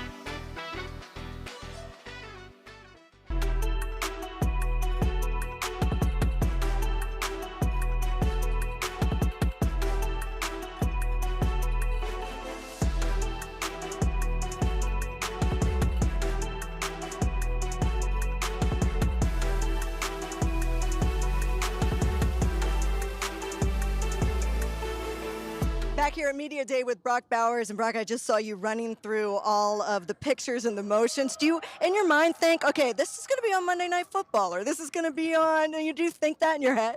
Not really. I mean, I'm just over there just doing whatever they tell me to do, and I don't know. It's kind of funny when it ends up on those things because you're not really thinking about it now, but then you see it and you're like, oh, I remember that. Well, after last year, were you like, oh, shoot, I should smile or I should take that more seriously? Because, like, everybody sees it when I announce Brock Bowers, Georgia. Yeah, no, definitely. Definitely. I mean, you see that, and I was like, what was I doing, like, at that point? But, I mean, I know now it's like, it's this day, so it's pretty funny. Tell me a little bit about your recent personal success at walking across the stage, getting your degree. A lot of people would not do that after such an amazing rookie season, but why did you do it? Yeah, a lot of it was just to finish where I started and just kind of get it done. And also, my parents had a big impact on me to go back and finish it just because education to them is important, and I wanted to get it done. Do you feel like you're making a transition from rookie to veteran? And are some of the young guys like Jack Bech and Dont'e, are they coming up to you and picking your brain a bit as a pass catcher? Yeah, a little bit, because it's a big adjustment coming from college to the league and the playbook and everything like that. So just trying to get them accustomed as quickly as they can, and it's really going to help the team. How fun is it to catch passes from somebody like Geno Smith, a Pro Bowler? No, it's been awesome. Geno's been great. He throws a good ball, obviously, and then makes great decisions. So I'm excited to see what he does this year. Best part of Media Day? Best part of Media Day? Other than this interview. You're like, none of it. The headshots weren't bad. You like the headshots. I would have thought that's the last thing. Brock Bowers is quick. It's like a minute long. It's like 30 seconds, yeah. Brock Bowers, supermodel. All right, thanks for being here with us. We can't wait to see you back out there in your second year. Sweet, thank you. Back to you. There's Amber, great job, and those are our fans for the first time here. Let's hear it from them on Media Day. Jackson Powers Johnson, kind enough to join us. Great to see you. Any comments on Brock and what he was saying there? You couldn't see it here, but the mannerisms. That's the most he's talked ever. No, I love it. No, Brock's locked in. Brock's definitely locked in. You can see he's a little sweaty from all these photo shoots. When you get a pretty guy like that, everyone's pulling him everywhere. So luckily I'm here, though. Right, yeah. You are here. We appreciate you. And what about from 1 year last year to now and how much you've grown, not only as a Raider, but as a player, off the field, on the field? What's it been like for you? No, it's been a lot of growth. I mean, especially, in the building, being here, every day at 5 a.m., being here with Max. It's been, a lot of fun. I'm down 15 pounds. I feel like I'm in the best shape. I feel like everybody says that every year, though. Yeah. So, no, I feel like I'm in best shape, off the field, doing great. Went a couple of places. Planning a wedding for next year, so congratulations! I'm not planning a wedding. Oh. I'm just sitting back, watching her. Showing up. I'm just confirming all of her wonderful choices, which they are wonderful choices. They are. Yeah, just been a great off season, having a lot of fun, and excited to be here. So, what's the biggest change as far as how you approach the game, and now that you're in your second year? I think the biggest thing is routine. I mean, now that I kind of have a year under my belt and get to see what the NFL looks like, I can start tweaking things and really getting down to the things that are going to be making me more prepared for games, and even more prepared for practices. Finding the little things that are going to get me better and put me in a position where I can help this team as much as I can. Speaking of those routines, Jackson, you're now pretty much, I wouldn't say you're locked in, but you mentioned this earlier, being at center and being able to focus on that one position is enabling you to just kind of, I don't know if focus is the right word here, but how has that helped you lock in on what you need to do? And then if you know exactly where you're going to be, how does that help the rest of the offensive line? I feel like you just see, I think it really shows that once you give somebody, time to really focus on one thing, they can focus on being the best at that thing. So, the coaching staff allowing me to really focus on center, And me being able to show it through OTAs. I mean, offensive line's a position where you need all 5 guys to be on the same page. Right. And you need to see that in the film. You know, even in film, you're doing good stuff, and that shows the people next to you, like, okay, he knows what he's doing, and he's continuing to get better. So me being able to, you know, play center, you know, focus on center, I think shows my teammates that, okay, you know, he's not this young guy anymore. I mean, I'm still young. And good looking. Oh, I don't know about they don't pay me to look pretty, all right? But, no, being able to stay at center and show that I can do that at a high level instills confidence throughout the offense. So we know that Colton's the leader when it comes to being a veteran, but this competition on the offensive line is going to be amazing, right? So everyone knows they're fighting for a job, even if you have the leadership at a position like you do at center. But to know that every day on tape, and especially the guys who are going to get less reps, want to be ferocious in those reps. What's that been like to be around from OTAs and seeing that? I mean, it's excitement. It's a lot of competition. Yeah. I think everybody kind of looks at competition and goes, whoa. You know, there's also sometimes a negative connotation when you think it goes throughout the, you know, different rooms and the different relationships. But for us, we're just working as hard as we can. You know, we're helping each other. We're all having a great time out there. We're having the most fun we've ever had in football. So everybody wants to say, oh, there's a lot of competition. That might bring some drama. No, this isn't Love Island. We're just having fun playing football and all getting better. So I think it all promotes, you know, a growth and a really developmental mindset. I think on most fan bases and people don't understand the center and his leadership. I mean, we think about quarterback all the time and, hey, he's the leader in the team. But the center is right there. I mean, he's the middle of everything, touches the ball on every play. Talk to us a little bit about how you deal with leading guys who are older than you because you're at that position.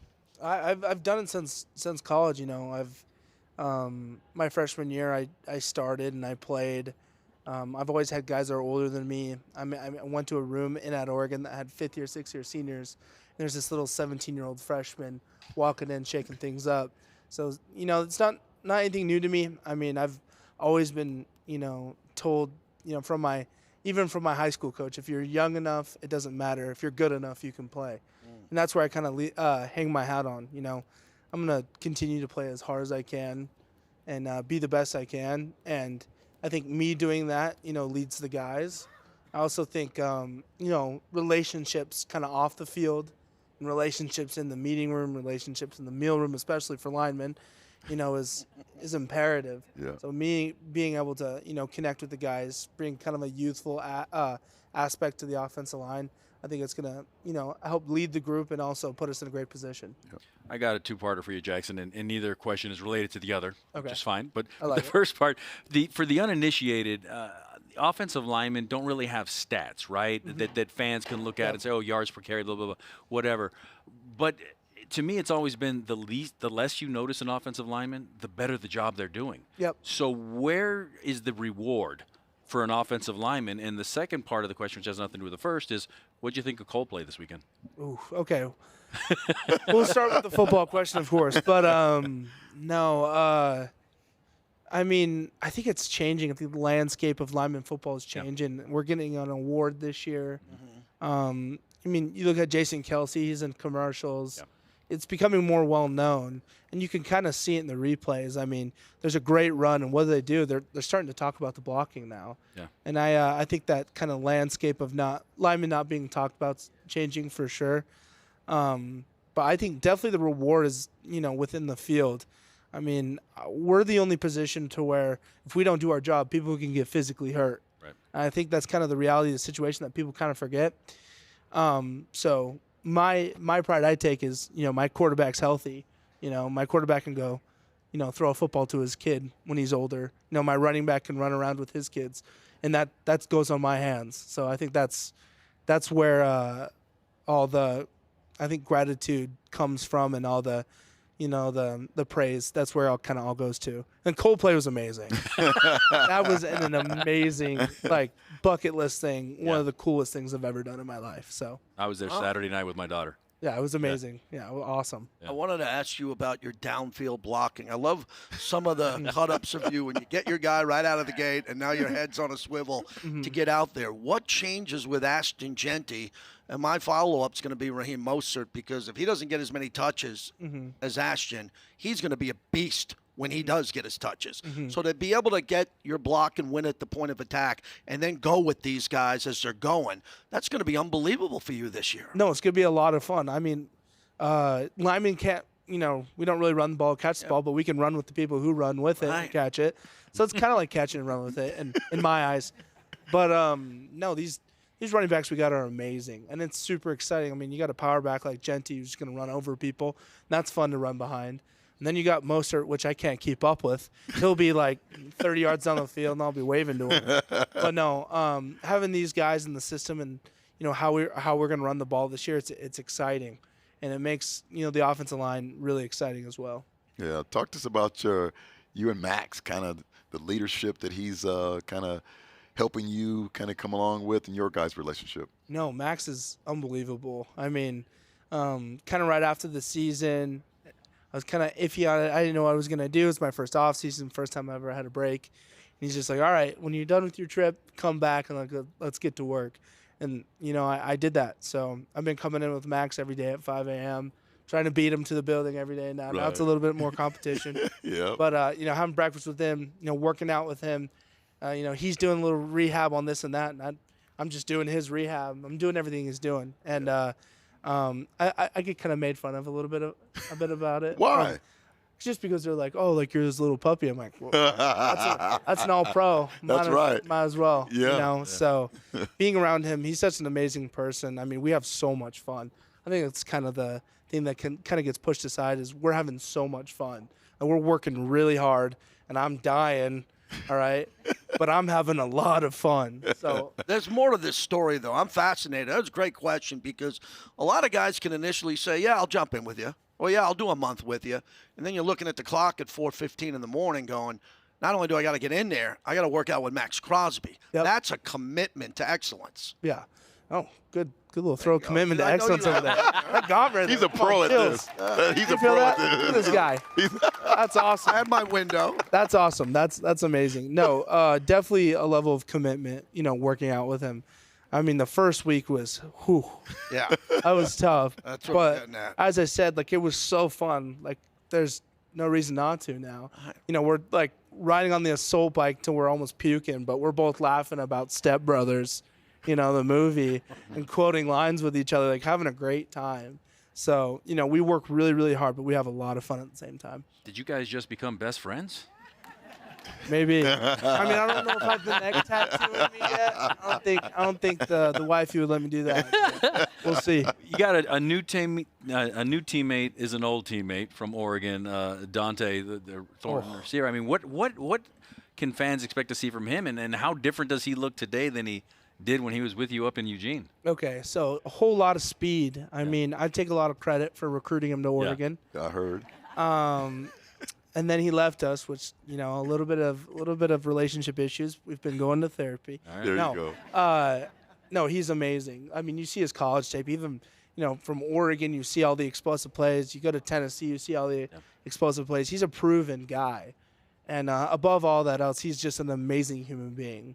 How he's starting to attack it, and how he's treating this building as like a pro. He's not acting like a rookie, and it's really cool to see. And especially getting to know him when he was 16 years old now to where we're at the same team. I mean, nothing but excitement and love. And he's going to bring a lot to this team. He's going to bring a lot of enthusiasm. He plays with a lot of passion. I think that's why, he's going to be a fan favorite.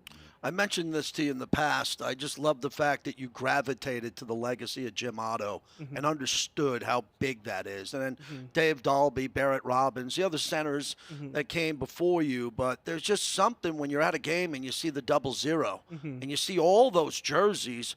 One of the greatest of all time, arguably the greatest AFL player of all time, most decorated. How important is that for you, legacy, and knowing about these legends who came before you?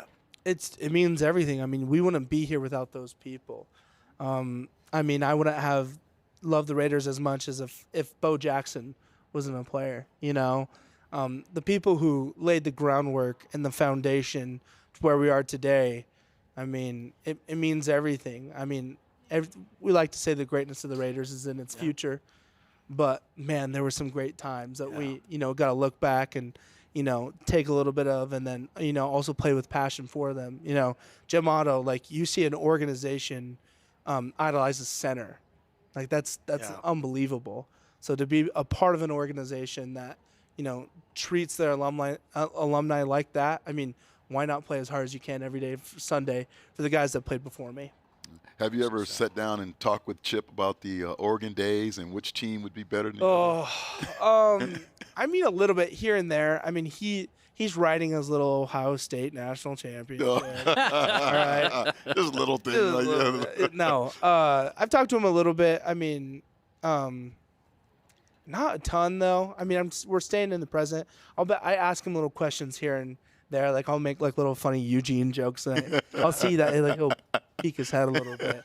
But that was a while ago. That was when I was like I think in elementary school. Right, right. He's an old dude. Well, we appreciate you coming in because you have a great connection with us in the Raider Nation. Be healthy this year and enjoy the rest of Media Day. You're not done yet, right? No, I gotta go take pictures. There you go. Let's hear it, everybody, for JBJ for coming in. Thank you, guys. Appreciate it. A nice run. Man. Fantastic. And you're gonna hand it off to Big Mike. Big Mike's coming in here. This is a good-looking guy. This is a good-looking guy. Cute guy right here. All right.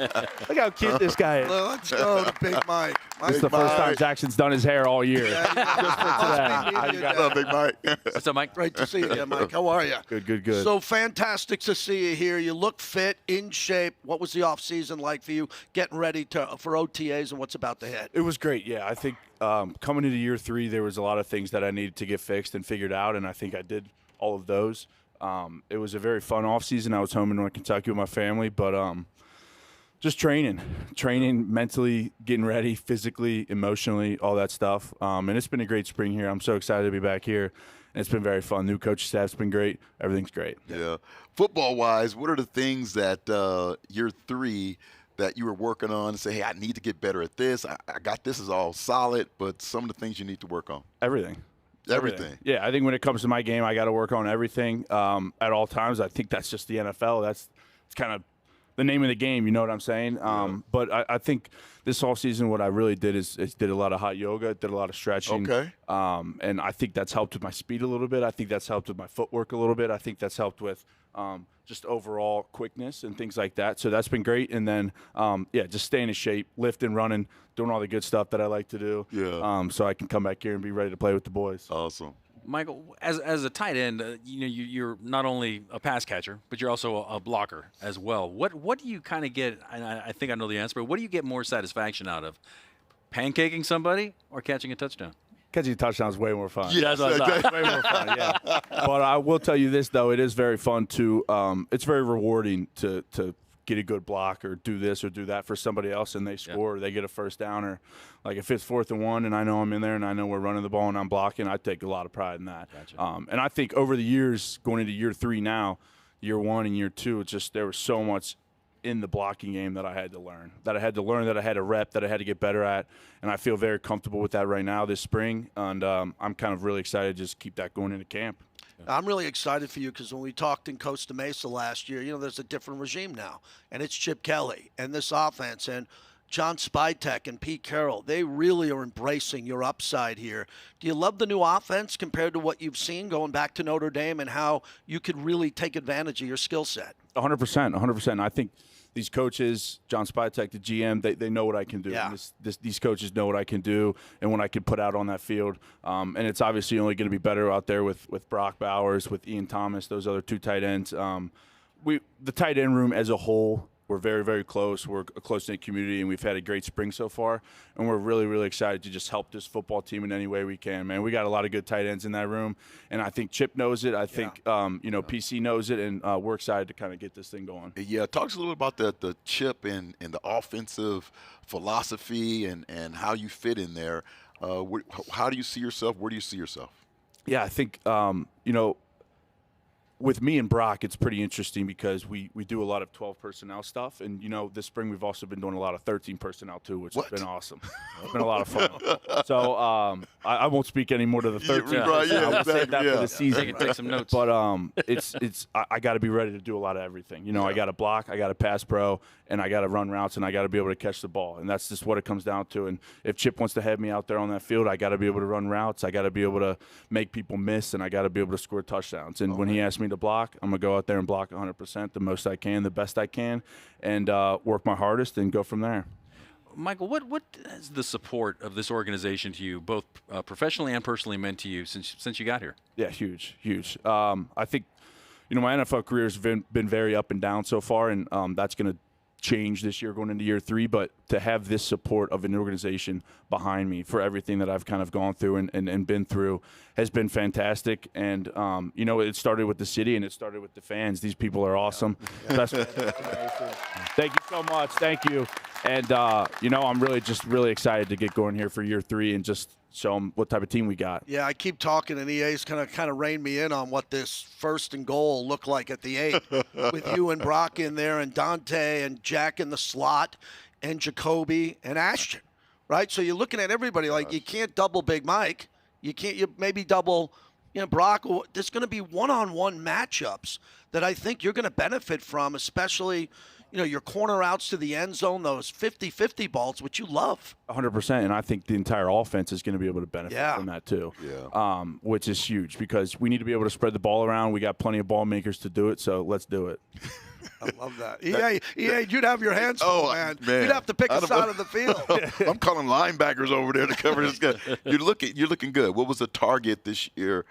Coming into this year as far as your body, and did you want to gain, lose? Yep. What did you want to do? I'm about the same weight I was last year. I'm about 255-ish. But like I said, I have definitely feel like I've got a little bit quicker. Yeah. I've definitely lost some fat and put some muscle on for sure. So I feel great out here running around in practice. Man. And when you feel like that, it's awesome. When you're on the field and you're feeling great and you feel like you can run, right? It's awesome. So now what you do is you got a week left, and then you got to keep it going for the 4 or 5 weeks you got off, and then take it right into camp. So when you come here for the spring, you're doing all this work, you're getting better, you're learning the offense. You can't go back into the summer and forget all that stuff, stop working out, doing all that stuff. Yeah, what is the food that you had to sacrifice? What is that one meal or that sweet or the dessert that you had to sacrifice to get like this? I would say Cane's. Oh. Cane's chicken tenders and fries, man. It's a large high C. Give me some of that Cane sauce. It's pretty good. But it's been a while since I've had that, though. So I'm in there eating white rice and salmon and salads, which is way better for me. You can eat good. You can eat good in there. Hey, Mike, finally at the end here, how are you balancing your family back home, and this is your home now? Because a lot of people want to come visit you in Vegas, and they want to come out and see some shows and all that. How do you balance that, knowing that this is the sports and entertainment capital of the world, but your bond is with your family back home too? Yeah, I think you got to stay locked in, number one. Number two, I think for me, having my parents or, I got a lot of siblings, some of my siblings coming out here and visiting me kind of helps me just ground myself a little bit. It's just not everything's football, not everything's this and that, but to have that and be able to come out here, have a little pool in the backyard, have a little bit more room in the house where family can come stay, family friends can come stay.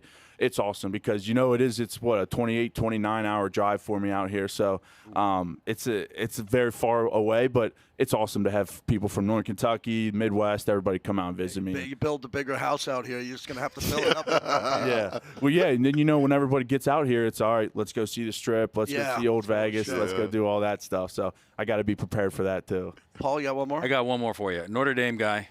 Pete Carroll shows up, USC guy. How'd that meeting go at first? We haven't really talked about it yet. I'll be honest. You won't either. Because you guys have been stomping him. Exactly. I was just going to say, I got to watch what I say sometimes. Now, he's listening. He's listening somewhere. Right. But, we knocked him out pretty good. Well, he wasn't there, though, so I can't really brag about that. Mike, thanks for doing this, man. Great to see you. Thanks for having me. Raider Nation, let's hear it. Thank you so much. Big Thank Mike. you, guys. Thanks, Mike. Wow. Really. All right, Big Mike. Thank you. Have a great year. Yep, thank you. One of the best people we know here. He looks fantastic. EA, the organization backing him and him being here. We'll dive more into that. We got a lot more to get to live from Raiders headquarters, special edition of Raiders Roundtable brought to you by America First Credit Union.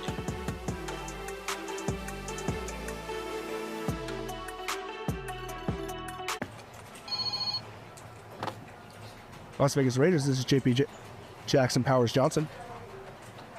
Yeah, no, I can definitely help you out with that. Anything else? No?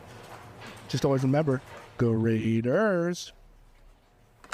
Jackson, what was that? Just working hard. I've been with the Raiders for over 5 years now, and nothing surprises me.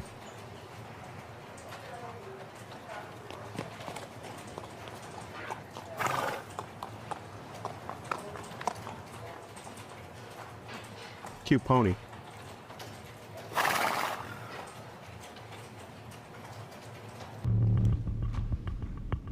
Christoph, you ready in case we get something? And for the first time ever, the football hamlet of Green Bay, Wisconsin has become Draft Town. The 2025 NFL Draft is now officially open. Raider Nation, draft week is finally here. If he is a best player available versus a specific need, maybe Ashton Jeanty checks both of those boxes.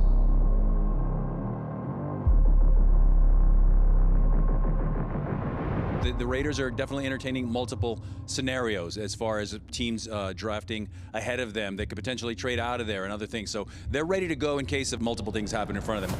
With the first pick in the 2025 NFL Draft, the Tennessee Titans select Cameron Ward, quarterback, Miami. While we're watching Cam Ward again have his moment, with all due respect, but a major trade has happened. A blockbuster trade. The Jacksonville Jaguars have agreed to terms with the Browns to trade from number 5 to number 2. We have a trade. The Jacksonville Jaguars select Travis Hunter. The New York Giants select Abdul Carter. The New England Patriots select Will Campbell.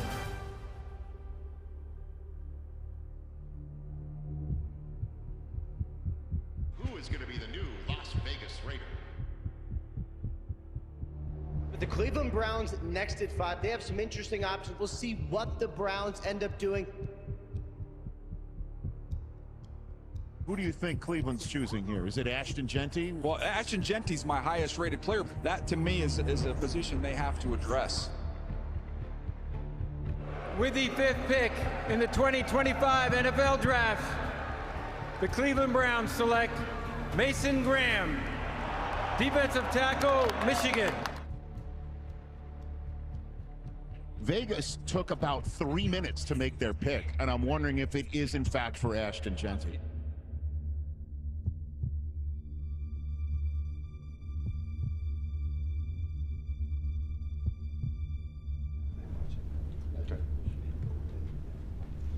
You guys good with Ashton Jeanty?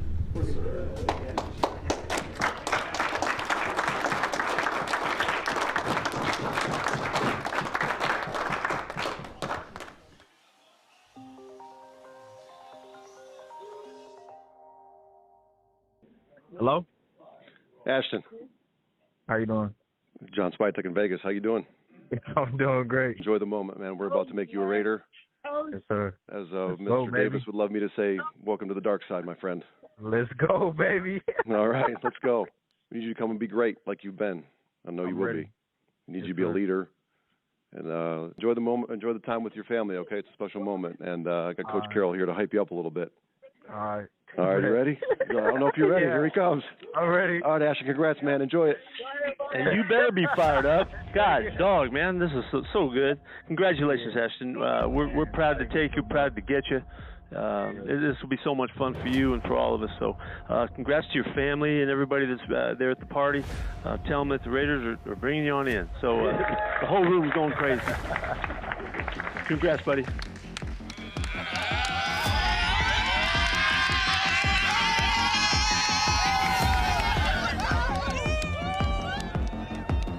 With the 6th pick in the 2025 NFL Draft, the Las Vegas Raiders select Ashton Jeanty, running back. We got on some running back,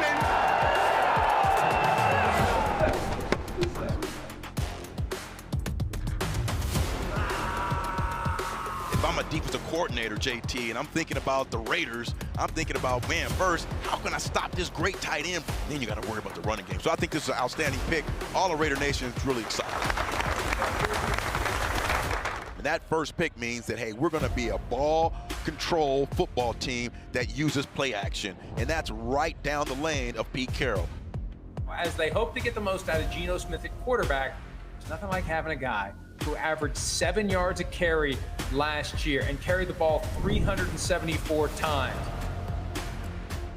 Gentlemen, could you both talk about what it was with Ashton that really stood out to you? There's a lot of things to talk about, but one of the things, he was hard to tackle.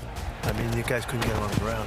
And that skill to make people miss and to bounce off tackles and to use the force of the tacklers, and he had marvelous talent in that regard. I thought he was that unique. He let him eat, and they did. Get that guy, use that guy. He can change everything.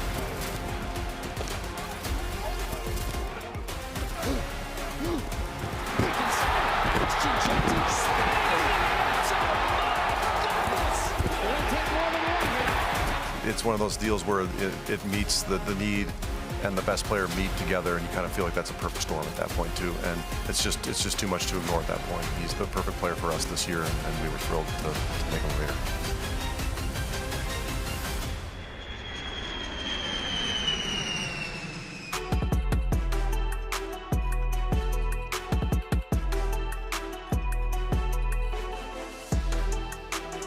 Raiders.com is your home for all things silver and black. Our very own Paul Gutierrez breaks down the story behind Daniel Carlson and Ashton Jeanty's number 2 jersey negotiations. You can read the full article at Raiders.com/more than a number. That's a good segue here as we are back. Live Raiders Media Day. Raiders Roundtable brought to you by America First Credit Union. Here he is, Ashton Jeanty, Raider Nation. Let's hear it. Yeah. And Paul, I'm going to let you start with that article and the negotiation there. Yeah, it was a fun article to write and talk to Daniel about it. And Ashton, you had talked about it earlier too. What I thought was really cool about it was, when guys come in the league, they want to get the number they want. And I was here the day after you were drafted, and you're walking through, and none other than Marcus Allen is yelling at you, deuce. So you're known for number 2. You said it's a family number. That's the day greatness was born, you said, December 2nd. But in order to get that number, you got to get in some negotiations with the guy that had it. This is not Daniel Carlson's first rodeo. He's had to sell that number before to Marcus Mariota. The big thing that they came up with, though, was that when he sold the number before, half of the proceeds for whatever that number was, that monetary figure, they donated to charity. Well, that's cool. That's what you guys did again this time. I'm not going to ask you what the exact number was. We can all guess. But, just, Ashton, for you, how special was it not only to get the number, but to get in this community right away and make a donation and really ingrain yourself in the community? Yeah, very special opportunity. The number 2 means a lot to me and my family, and I know it meant a lot to him as well. So I'm just thankful that, he was, open to, sharing the number and, giving it to me, but also helping me get in the community as well. Yeah. Another great opportunity, and, it's always a great thing to be able to pay it forward. Yeah. How does that conversation, did you approach him first personally? Did you have your reps? Did he say, what was that conversation like? Yeah, so as soon as I got drafted, I came out here, and then, I was talking to the equipment guy, Bob, and I was like, who's the greatest equipment guy in the world? Exactly. Yeah. So I was like, man, how do I get the number 2? And he's like, well, somebody else got that right now, so you're going to have to talk to him. I can't help you with that. That's just like Bobby, too. You got to talk to him. Right. Yeah. So he gave me his number. We got into contact, and then we pretty much negotiated. And, it wasn't too stressful at all. He kept it pretty simple, and it actually happened pretty fast. Oh, cool. Well, cool. we talked to you first, right, when you came here that day. You're in the elevator with Violator and Gorilla Rilla and promos, and then you're in L.A. for the symposium. You come back here. The difference between rookie OTAs and then getting the veterans back, what was that like for you? Yeah, I think just the speed, the level of, play, the intensity, the urgency, right? Because these guys have been doing this, some for years, 5 years, 6 years, right? And then rookie minicamp, everybody's just kind of out there trying to figure it out. Yeah. But it's also great, like, in a learning experience, right, to get around these guys, like, the ones who really do it, and to be able to learn from them and see their processes and, how they come and attack the day. Yeah. The process is probably the thing that has to change more than anything else. Right. People physically, you are what you are, and you've done it, with your body type for years and years, right? But the process is a thing that has to change immediately if you're going to have success, right? So how has that process changed for you already? Yeah, I think just from day to day, right? Our schedule everybody has a routine. So the biggest thing I've been learning is, hey, whatever your routine might have been, that's good, but it's got to change. You gotta add to it. You gotta make it even better every single day, right? Find out what works for you. Hey, what stretches do you do? What do you eat for breakfast? What time are you gonna come in the building every day? And actually, one really good thing that they did, our head of player engagement, he had a few of the vets come in and talk to us, and the biggest thing I got from them is that they stick to their routine every single day and they don't deviate from it. Right. Yeah. As a UNLV alum, Ashton, myself, I don't have to like what you did to my Rebels over the past few years, but I got to respect it, right? Obviously, and now that you're a Raider here, you've played in Allegiant Stadium before. Right. But the difference is UNLV played on turf. They were, and the Raiders play on the grass field that comes in. The Mountain West, I believe, is nothing but turf fields, right? So how does your game change? How do you adapt your game when you play on grass, or is that something you're going to have to find out? I mean, first of all, we on the same side now. So you're right.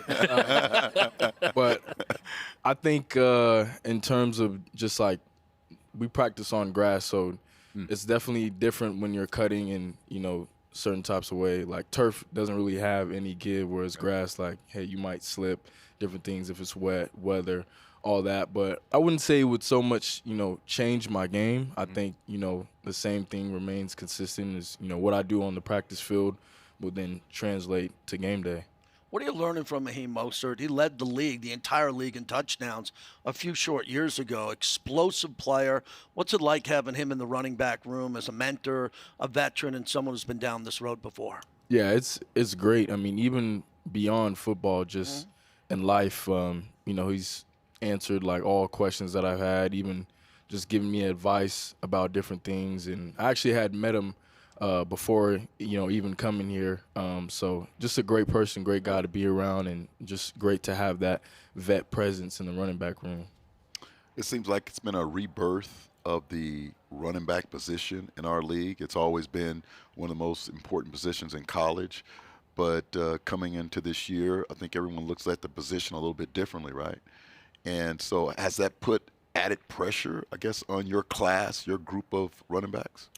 I mean, you could look at it as pressure, but I just look at it, it's the way it's supposed to be, right? The legacy of the running back position is, runs, way past before me and, the guys in my class. And we just want to add on to that and, keep the position going, trending upwards. So to me, it's really exciting to have that. No pads, no hitting yet.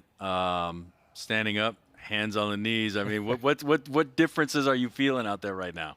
I would just say the biggest thing is the speed. Like, everybody knows exactly what they're doing. Everybody's smarter, a little bit faster.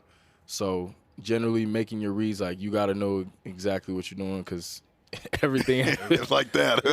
If your eyes ain't in the right place, it's over with, So that's really been the biggest thing. And then obviously the playbook's a little more lengthy than college, but I feel like I've been picking it up really well. Yeah, I'm just fascinated to see what Chip Kelly's going to have for you. I can't even imagine it. Right. And we've been around the game a while, and the fans too, that all the different looks with you in a single back set with going 4 wide. And we just talked to a couple of the receivers here, Dont'e and especially Jack. They want to block for you deep downfield. And you told EA and I when you got here that you look for contact downfield. You know the difference between a corner and a safety. Right. We remember that. Now you got these guys who are pretty oversized, blocking 20, 30 yards downfield. How excited are you for that? Very excited. And, as a running back, that makes me really excited, because those are the touchdown blocks, right? Those blocks down the field. But also just having, great teammates they aren't selfish, right? Receivers, obviously they want the ball, but, to have guys out there that they're just excited to go block for you, I mean, that's amazing. That's a running back's dream, It is the touchdown blocks. Right? Exactly. Have you taken the offensive lineman out for a meal yet? No, I haven't, but I definitely will have to soon, Yeah, you better. The clock is ticking. The clock is ticking. You just put the pressure on me now. I got to. You were one pick away. I was backstage at the draft party with Geno, and Cleveland's on the clock, and you're a cold weather back, right from Boise, but you're a great back anywhere. You're one pick away from your life being completely different in any city there. Do you look back on that, and how grateful are you that Las Vegas was able to take you there at number 6 and someone didn't try to jump to get you?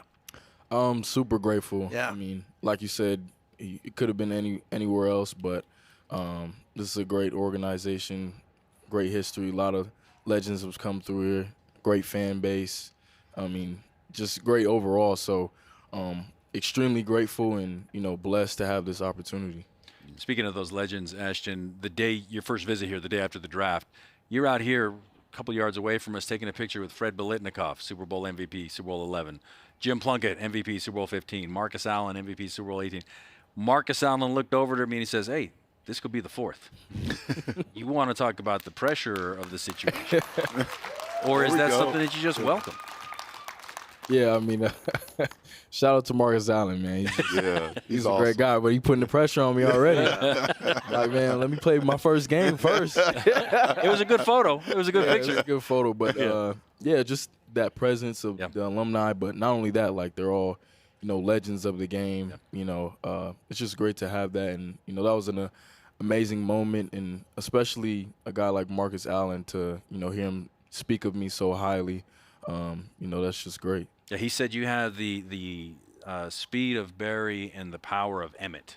And if you talk about running backs, you don't have to put a last name to those. Yeah, for sure. Are you excited about this little break? It's not you'll be conditioning and all of that, but as a pro now, you're learning this is the last break before the really dog days of training camp. Right. What do you plan on doing and getting your family and everything set up here? What's that like?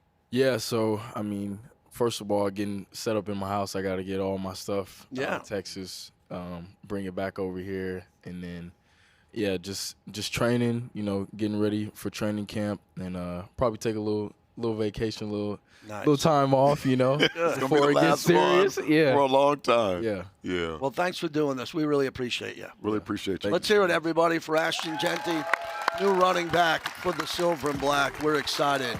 More of our in-depth team coverage here as we are live from Raiders headquarters. It's Raiders Roundtable, brought to you by America First Credit Union.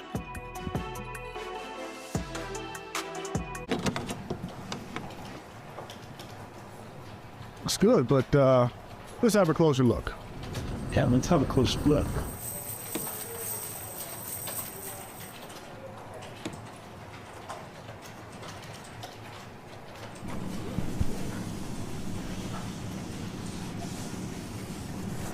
What you think? Very good. Yeah, looks good.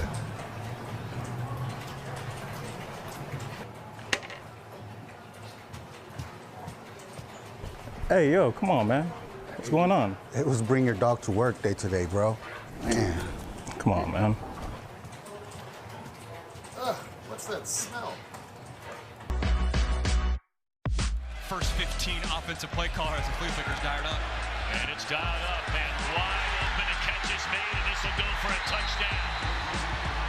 This is phenomenal play calling. Get a post to your playmaker, Jack Bech. Go right back to him with the creative flea flicker. Get momentum back on your side. The quick strike offense. Raider Nation, welcome into another episode of Microsoft Breakdown. Now we have our number 2 pick in this year's draft, receiver Jack Bech. Running a 7 route here. You love the easy way he catches the ball. Look at how he tightrope down the sideline. With another angle, we're going to see the body control here. I love the target also. Man, getting his head around. Just a really good athlete here on a double move. Watch the catch, smooth. Watch this, down the sideline. Ooh, tiptoe. And that's how you finish 1-8. Really good job. Body control, great athlete, smooth catcher. You love that aspect in his game. We'd heard of kind of contact receivers, watch this here. This is a guy who's been able to catch the ball in traffic because he's big and physical, and then being able to finish after contact. Let's stop it here.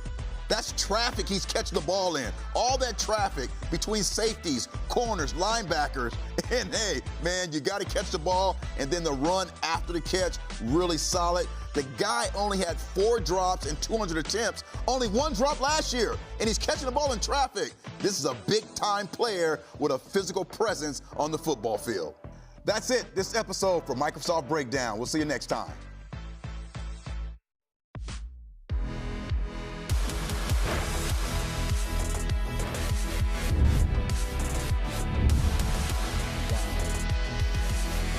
I love it, man.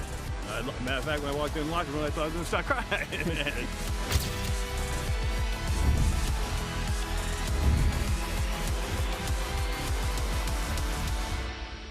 It's fantastic. It's a beautiful stadium.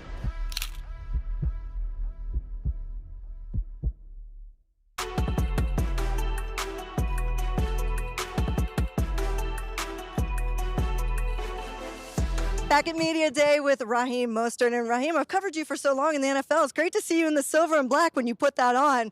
Where you're like, I feel a little bad now. I'm not gonna lie, this colorway is clean. I love it. It's nice, the silver and black. You know, I got to get used to that. Yeah. Got to get used to silver and black because I made a mistake the first time.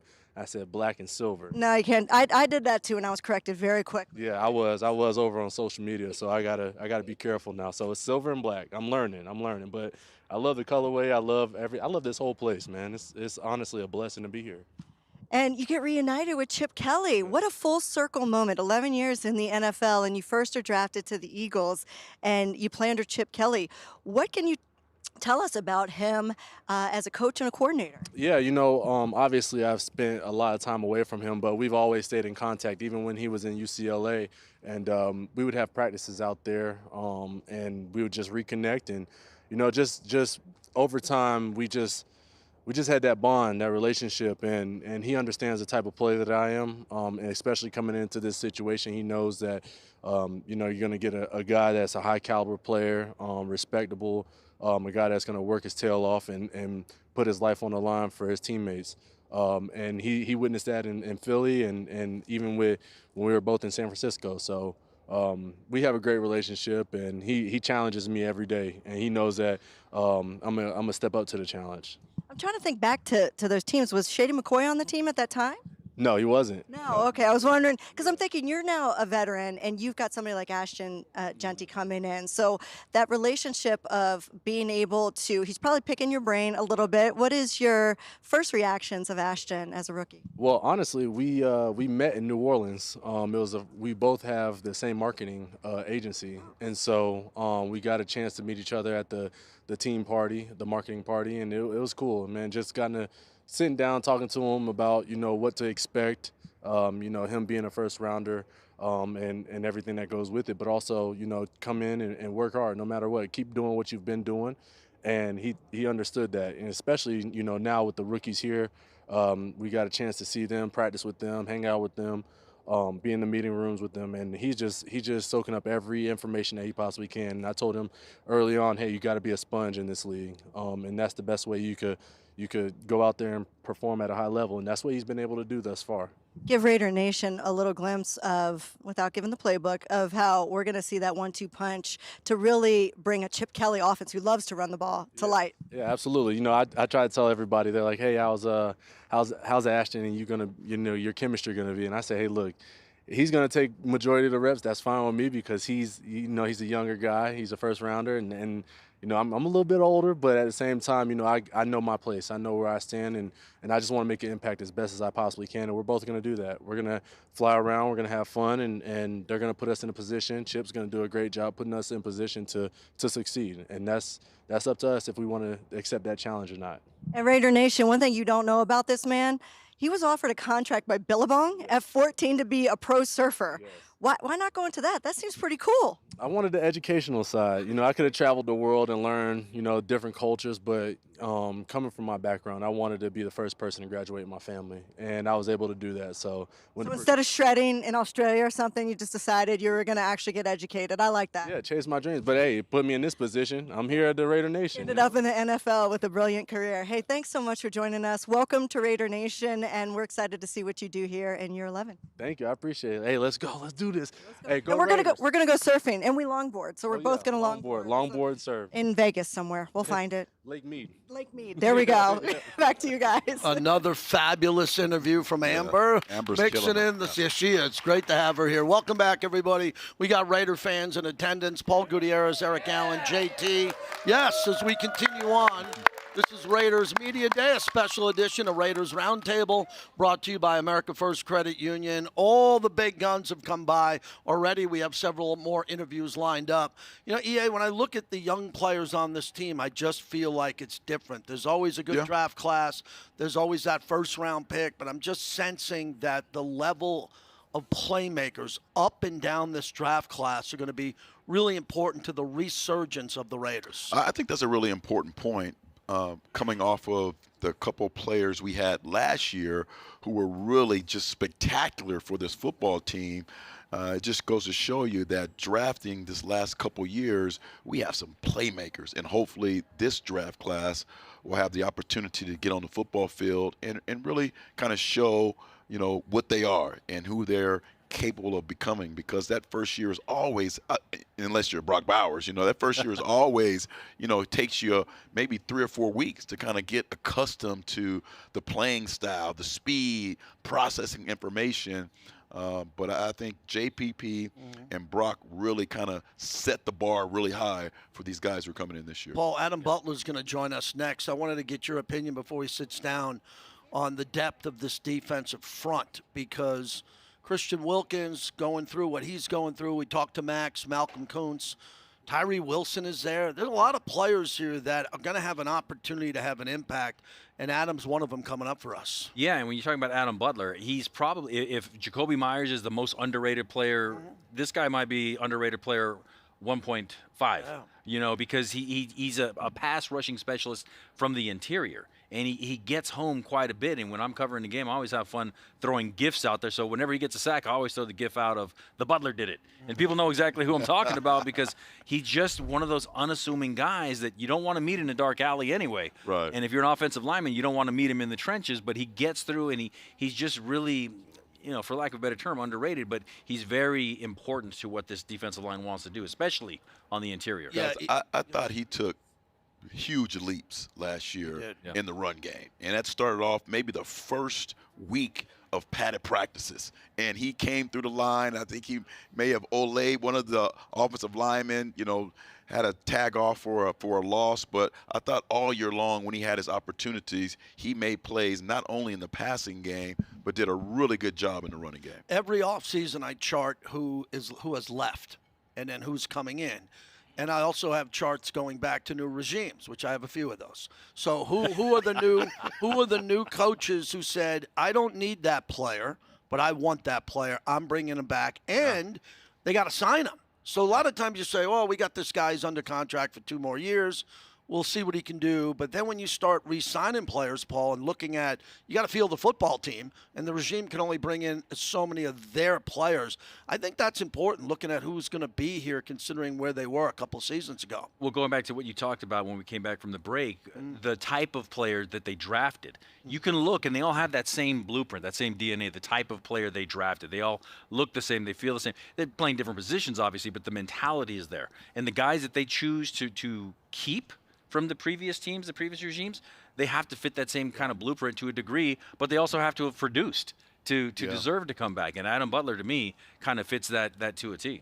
What do you think of Tyree Wilson and what he has to do this year? Well, we all know. I mean, it's no secret. This is a huge year for him. Right. I think the philosophy of this defense may change a little bit, even though we have the same coordinator. I think it'll be more back end to middle heavy as far as the responsibility, not like it has been the last couple of years where we're so dependent upon those front 4, front 5 guys.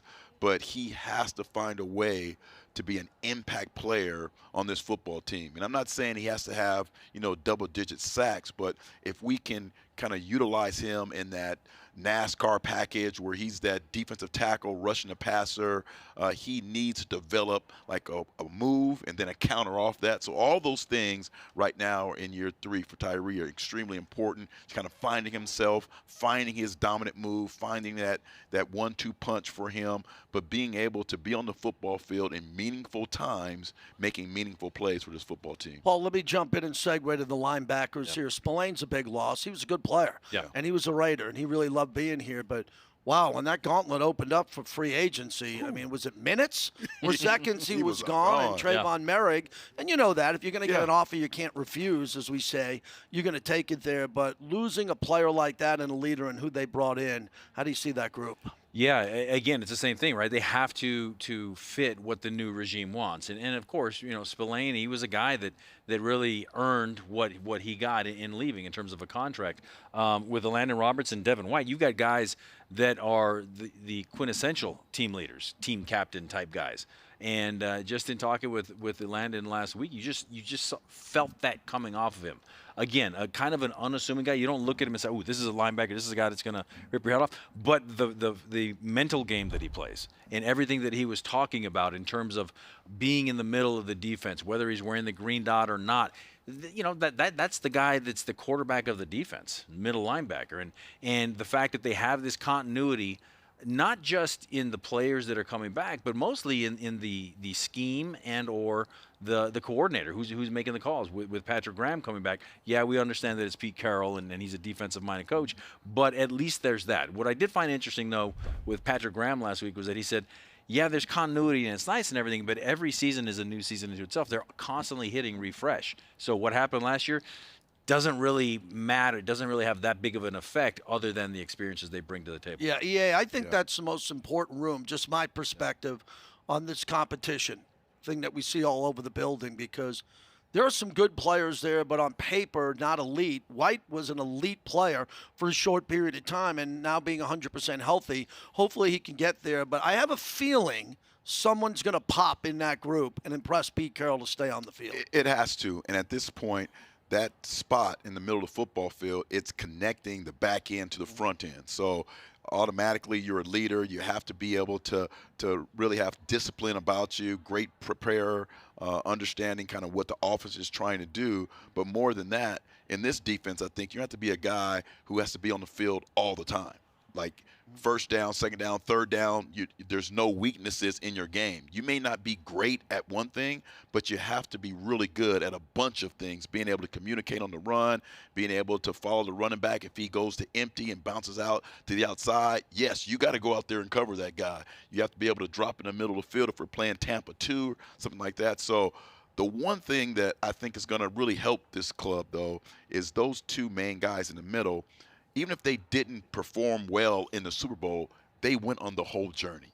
Yeah. So they were there from training camp, media day, all the way into the end of the season, hoisting that trophy up. That means a lot. Let's head to Amber. She has Tre Tucker with her. Here we are at Media Day with Tre Tucker, now entering his 3rd year with the Raiders. And Tre, I do appreciate you were done for the day. You were shirtless. You actually put a shirt on to do this again. We really appreciate the effort. Thanks for being here. Are you excited just to see everybody in the media and do all this again? I am. This is always a fun time of the year. It's been flying by. This is my 3rd one. And, kind of seeing everybody down here, on the same floor together at the same time, it's always cool. Talk to some people and shoot some new shots and get your pictures for this year. How different is it in year 3? Because I feel like year 1 is a whirlwind. Year 2, you go, okay, I think I got it. And then year 3, what's your mindset? It's almost to the point where it's like you've got everything down. Like there's really no curveball. So you know what to expect. You know what's expected of you. You know how to operate within the building, without the building, and stuff like that. So for me, that's all it's been. Like you said, year 1, whirlwind. Year 2, you kind of think you got it. And then year 3, it's like, okay, I got it. And then you just continue to keep doing that year after year. What do you know about Chip Kelly's offense? I know it's very early and you guys are just getting acquainted, that you think, wow, I could really take advantage of this offensive mind that's had a lot of success in different aspects of this game. It's very fun, very exciting, and very explosive. That's the 3 words when you talk about a Chip Kelly offense. I mean, throughout all the OTAs we've been doing and stuff like that, it's been a great battle against us and the defense. And, we've been getting them, they've been getting us. But, I've known Chip Kelly for forever, back to Oregon, and they had those guys. So, I'm very excited, and I'm glad he's our OC. Explosive. So if only he had a guy that ran a what 40? 4.3. A 4.340 that might be useful in that. 100%. Yeah, we've got a lot of speed on the offense, and I know for me when we got him, I already knew instantly it'll be very fun, and I know that he'll use me the right way, and all those things. And like I said, it's been very evident through all the OTAs. We've been getting the defense. You ask them, I think we're up a few points, but it's just been great, and he's just very smart and just very, very, very creative. So I'm very excited for the year. And do you feel like, especially with a guy like Brock Bowers getting so much attention, he will from defenses, no doubt, this year, and then you've got Jakobi Meyers, a veteran who obviously can pull double teams. Do you feel like that will open up some opportunities for you? 1,000%. I mean, like you said, Brock's one of the best in the league. So is Jakobi, and those guys work parts of the field that they're definitely the defense will be aware of. So for me, to be able to win in the deeper part of the field is very crucial, and it's very exciting because I'm pretty sure I'll get some one-on-ones, and for a guy like me with speed, that's all you can dream for. What have you seen from some of the young guys? And I know Pete Carroll says we create a competitive environment, but that wide receiver room looks exciting right now with these young draft picks. Really, really excited. I mean, Jack and Dont'e, first to start off, they're phenomenal people. That's what you always look for, especially as you get older, for phenomenal people. They're willing to learn, they work hard, and the physical part, that'll be there. Obviously, they got drafted, and we picked those guys, and Tommy as well. Coming from quarterback to receiver, that blows my mind. He's handling really well. You couldn't even tell, honestly. So all three of those guys, phenomenal people, and Dont'e, he's a specimen. He's 6'5", runs a 4.3. Jack's just tough as they come, and Tommy's just smart and resilient as they come. So that's a great job from the guys upstairs, getting those guys, phenomenal people, and I think they're going to have a really good year for us as well. Do you ever argue with Dont'e? Like, it's much harder to run a 4.3 when you have a shorter stride, so I'm technically faster. See, he's 6'5", right? How tall are you? 5'9". So, See, I think that you could argue that you're faster. 100%, and like I always tell him, he should say he's faster, but at the end of the day, for me, it's like, I asked him, "Do you run track?" I didn't run track. I'm like, "Well, I did." Just look at the resume and all that stuff. So, but definitely good to have another guy in the room that's running like that, because it just makes everything competitive, And he'll say he's faster. I'll say I'm faster. Some guys will say, So it's all great, and he's gonna be really good for us too. It's an exciting year for the Raiders offense. Can't wait to see what you do out there in year 3. Appreciate it. Thank you. Back to you guys. How about that? We said there'd be some competition. We have some room out here. Media day, what better way to end who's faster than mark our 40? Let's go. You want to do that today or before training camp? Like right now, today. Let's go. Yeah, she made a good point about him being shorter, but the 6'5" guy. Well, Paul, there's two really big, deep threats, and the only way a deep threat can get open is to have help from the offensive line. I think that's critical here. Everybody talks about Geno, the ball's coming out great. But to run those routes, you need time. You need time for those routes to develop, because you're not just throwing it up and you're throwing it to a space. You need the time for the play to develop, and you need intermediate targets too. That's where the Brock Bowers and the Michael Mayers they come in, or Ashton Jeanty out on a swing pass out.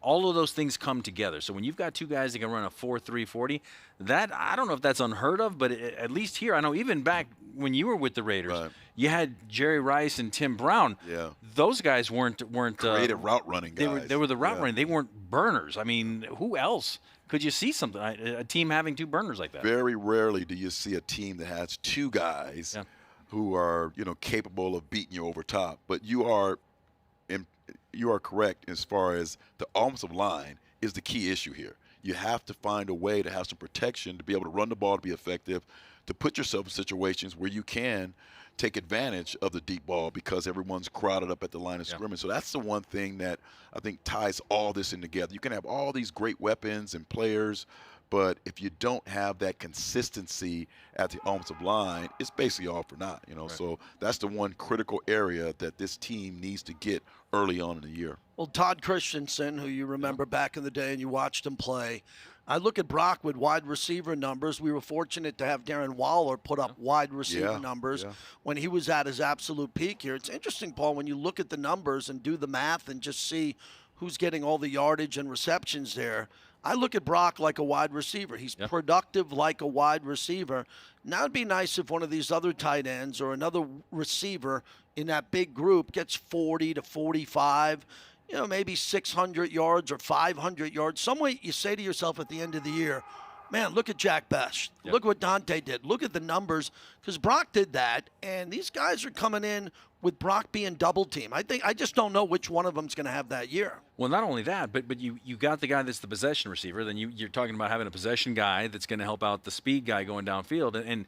And again, I keep going back to the history of the team, right? I mean, you're talking now about the Fred Biletnikoff being the possession guy and Cliff Branch being the burner going downfield. And where are they both? They're both in the Hall of Fame. Yeah. So, I'm not trying to raise a bar here for anybody to do this, but it's interesting that with this team, it is always in the DNA. Yes. And you're a part of that, and you saw that, and you went against that in practice every day. So to have those two guys doing that, and Brock Bowers putting up receiver-type numbers, there's almost like an embarrassment of riches on paper. Does that translate? We're going to find out. But you guys are right. But both those players, and in my time, it was all based off the running game, though. Mm-hmm. All based. So you had Marcus Allen, and the teams that we had Wheatley, we had Crockett, we had Napoleon. We had so many guys who ran the ball effectively, and that humongous offensive line. Yeah. And we were able to capitalize off that because that was the meat and bones of our football team. Well, the team that you played on before you retired, that was an elite offensive line. Yeah, there were a couple of unsung guys, but when you looked at Barrett at his prime and Lincoln Kennedy and Mo and Frank, those were upper-tier offensive linemen. Yeah, I don't know where the team stands now with the level. I know the upside, the ceiling for JPJ is an all-pro. We know what Colton can do, and I'm just wondering, one or two of those other offensive linemen got to emerge. I'm going to go back to you with the safety and the depth of the safety position now. Yeah. Very important because a lot of people tie Pete Carroll into the Legion of Boom and who we had on the back end, and some of them weren't household names when they got to Seattle, but they sure left that way. Right, for sure. So we think about the Legion of Boom, and we always think about the corners and Richard Sherman.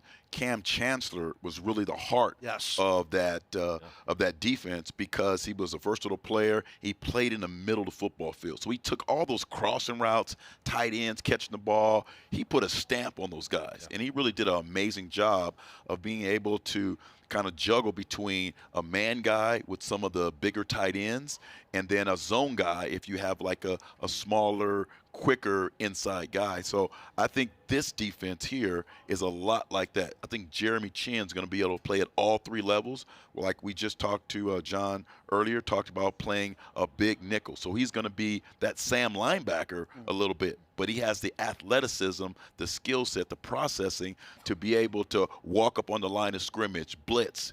We've seen him be in the middle of the football field like a linebacker covering the running back. And then, of course, being able to be over top, picking the ball off as that lone safety. So I think he's the starter where you start in that safety room. And I think Isaiah just has the ceiling really is unlimited with that young guy.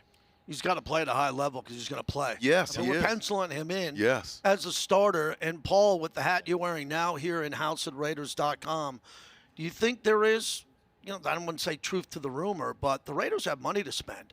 And there's going to be some good corners being released. We saw one today from the Packers. I mean, there is money. There's availability.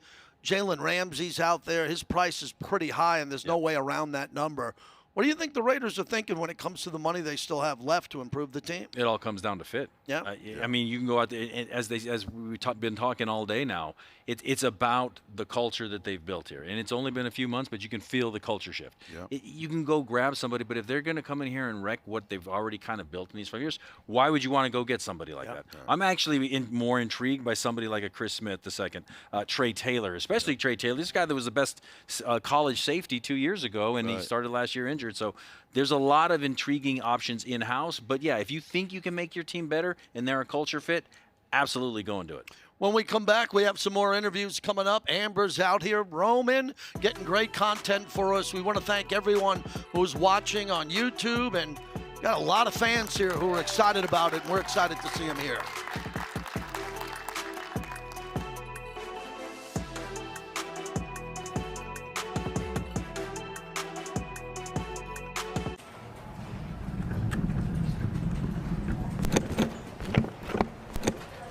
Can I get some help? All right, here we go. Turn, what's up?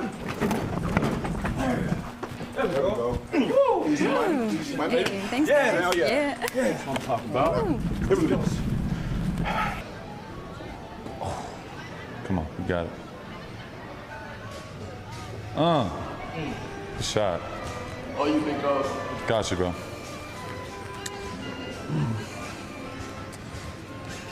This.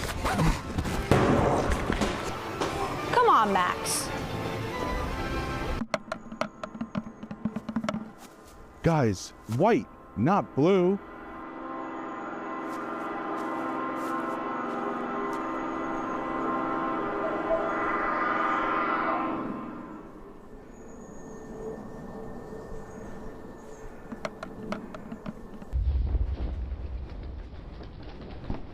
Breaking news right now, and no, this is not a drill.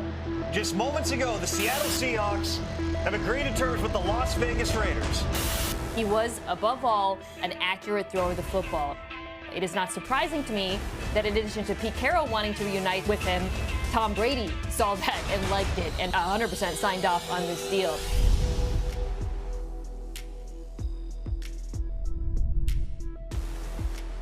Fans can expect a hard-working, real studious quarterback who's going to be in the film room. I'm going to be on top of my game every time you see me on Sunday. Four-man rush. The throw down the near side. Walker makes the catch. First down. How about them apples, baby? Need our guys. Hey, stay locked in all day, man. Elite focus, man. He can win, and he's a good player. He really cares. He's so competitive. I know him so well, and really love the kid, you know. The most underrated arm in the league. Oh, man. Best accuracy, kind of. He was tied for the best in the NFL last year for challenging throws. I mean, that's a tremendous point in what Geno's all about. Now from the 5. Play fake. Geno's going to throw back in the end zone. Reaching up. Making the catch. Is it a touchdown? Yes! You know, when you talk about the on-the-field production, I want to make sure that everyone is maximizing their potential. Whether it was a guy on offense or defense, you know, I was willing to be available for him and to do whatever I needed to do to help them get better. Whatever happened, it's on me. It ain't never on you. And you got to get the ball, so I got to find you. All right? Come on. That's how we run that rock, baby. Let's go. What's up, Coach? Just being around Coach Carroll, like he said, that energy that he brings to the building every single day, you're going to be excited to come to work. He understands what makes people great, not just athletes, but people. I think it just goes throughout the locker room and it just becomes contagious.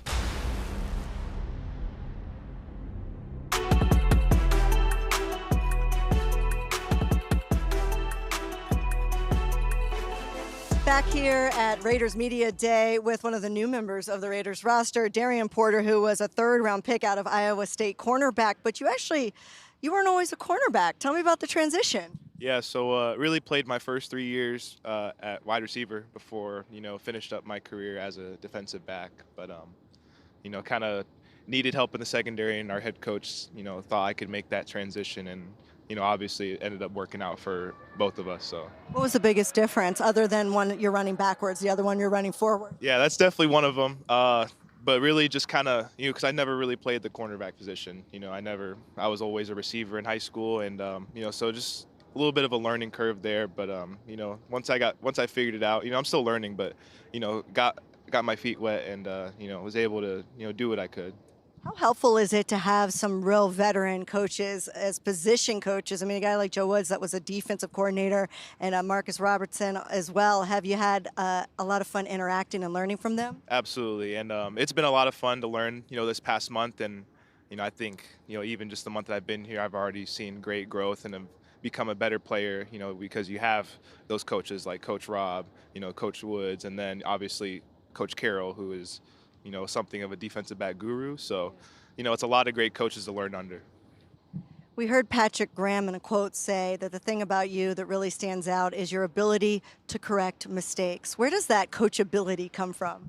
For me, it's always just wanting to be the best I can be and, making myself as valuable for the team as I can. So always being willing to learn and adapt, and then obviously take the coaching and take it to the field has always been something really important to me. So, I want to be as perfect as I can be out there. So, I strive for that a lot. Man, that discipline, that sounds like somebody was raised by a military father or mother. Tell me about your upbringing that maybe led to that. That's right. My dad was a former Marine, so, I get that discipline a lot from him. So. A lot of people on this team, did you know Malcolm Kuntz and also E-Rob, both military kids that traveled around the country and have the same mentality? I didn't know that, but now that you say it, I'm not surprised. Just kind What of. stands out about them that made you think, okay, they did grow up in a similar way to me? E-Rob, just in the practice and OTAs so far, he demands, you be perfect. If not perfect, then close to it. So, that and be disciplined in everything that you do. So that's what makes me say that, so. Do you see a big opportunity here, with Nate Hobbs departing, not on this roster anymore? Guys like Jack Jones are gone, and there seems to be an opening at cornerback. How confident are you that you'll have the opportunity to compete? I'll have the opportunity. Obviously, you have to make the most of it. But, I'm excited to compete with the guys. I think we all understand that, there are spots open, and, the best player will get it, but you have to earn it. What's it like having a leader like Maxx Crosby for your unit? I don't know if you could ever ask for a better leader to lead the defense than a guy like him. He's infectious to be around, and, he really takes care of us and, really does everything he can for us. So, it's very selfless, and I'm very appreciative of it. Darren, why do I feel like you could have been casted as the young Bob Marley? Have you seen the new Bob Marley movie? I have. Don't you? Does anybody tell you that? That's all I'm thinking through this whole interview. When I first got here, someone called me Young Marley, but other than that, Uh-oh, we have a nickname now. Do you like that one? I don't know. That's the only time I've ever. No, it hasn't really stuck, but it's cool with me. It is what it is. All right, Darren, thanks so much, and welcome to Raider Nation. I know they're excited to have you. Absolutely. Thank you so much. Back to you guys. Good to see you, Paul. That was fantastic, and now we have a great transition to Xavier Mortimer, the magician extraordinaire who has dominated Vegas for many years. First off, congratulations on all your success and welcome. Hi, Paul. Thanks for having me. Yeah, thank you. Tell everybody quickly your backstory and how you came to this path in your career. So I came here in Vegas with the Cirque du Soleil. I was part of a big show, and then I opened my own show that I ran for like 7 years. And now I'm on tour, and I've been also publishing a lot of videos on social media and YouTube. So I grew an audience online. The amount of followers you have, 2.5 million on Instagram, 8.1 subs on YouTube. I mean, that takes some time to do that. Yeah. How important is the social media aspect? Well, I believe social media is the future. Like when you're an artist or you have some kind of business, you get out there and you put your name out there. This is how I put my name with social media, and this is how I get my gigs and the shows, and people know me and buy tickets to my show. Yeah. Well, we got some video of you and Mad Maxx Crosby here, the face of the Raiders from earlier here. What are we watching here? There you go. Big guys, huh? Yeah. I felt walk us through and tell us what you're walking them through here. What are you doing with them here? I'm going to literally send something into his hand. He's closing his hand right now, and I'm going to draw a cross on my hand. Okay. Okay, it's just a little... It's the first letter of my name. Okay. And I'm going to take it. And Max is not in on this, is he? No, he's not, no. I took the cross. It's in between my fingers right now. And I'm tossing it to him inside his closed hand. I felt you draw on my hand. Yeah, exactly. What? Yeah, I'm on to your ass. What's up? I felt you grab my hand. That's amazing. When did you realize this was your thing? Well, when I was a kid, I learned some tricks to impress my friends, but I didn't know I could make it a job. I just learned that when I came to Vegas. I was like, oh, that's cool. So what do you have for our future Hall of Famer? What can you show us here? You have the bottle here. He's our big celebrity. He's going into the Pro Football Hall of Fame coming up in August. So what can you show him? Okay, I'm going to do something. Do you have a phone, something on you? Yes. Okay, grab your phone. Uh-oh. I'm going to need your phone. Grab your phone, open it, open the Notes app. Notes? The notes, yeah, notes. All right. And you're gonna think of a name of someone who's important to you, okay? Just the first name. You got it? Right. Okay. Type it into the notes app. I can't see it. I can't know it. You type it in notes app. You got it? Yeah. Okay. Now you're gonna show it to the camera, but I can't see it. So try to get close enough to the camera. Can you go to the camera? Yeah, that'd be cool. But I'm not gonna watch. Keep going. Oh. Yeah. Okay. Are we good? You got it? I think we have it. Okay. Hold on. There it is. Okay. So no. Put your phone away. All right. I don't want to see anything. You good? Yeah. Put your phone away. All right. Now, I've got here a pen. Pen. And a paper. Okay. You got it? Uh-huh. Okay. On that pen, you're gonna write the name of the person that you're thinking of. Okay. On the paper. With this Yeah. pen on this paper. Yes. Okay. You got it? Uh-huh. Okay. Now, let me do something. Put that paper away. All right. Can you hold the mic for me? Sure. Yes. Show me your hand. Right here. So, you see the cross that I sent to Max? Yes. Yes. I'm gonna do something with your hand. You're gonna keep your hand like that. And, okay. You got it? I'm gonna do it with one hand. Sir, say stop whenever you want. Stop. Stop right here. It's gonna be your card. Let me check the corner of the card. Right here. Keep it. I'm gonna do the same thing that I did to Max to you. I'm gonna take that corner and toss it to you. Close your hand. Ready? 1, 2, 3. Don't open your hand. Do you have the card? Show the card. What is the card? Okay, this is your card. Yeah. You have a corner on you. Can you tell me what time it is? What time is it? What time is it now? Yeah. Check the time. I gotta look at my Check phone. your watch. Your watch. Check your watch. Your watch. Your watch. My watch? It's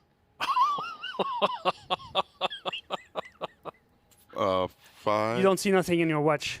Oh my goodness. Oh my goodness. Wow. He's got the corner. Check it. Check that it's matching. Oh my goodness. Matches. Amazing. Wow. Oh. Can I keep this? Of course. Can I keep this? Of course. Wow. All right, now we're gonna celebrate the opening of new season. Uh-huh. Okay.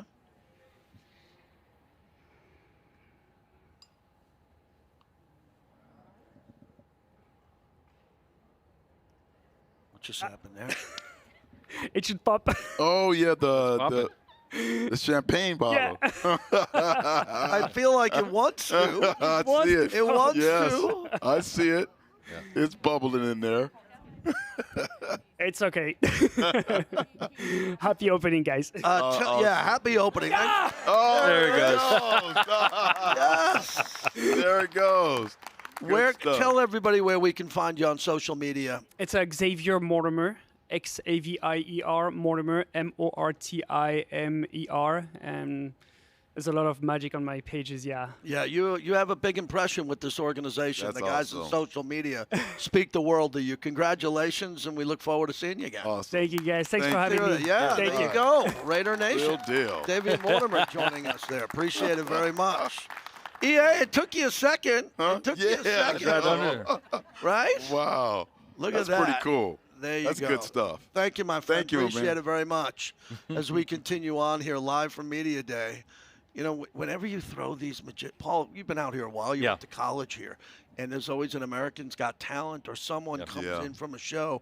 Next thing you know, they come to Vegas. It's a built-in audience. Right. Keep that evil away from me, Ricky Bobby.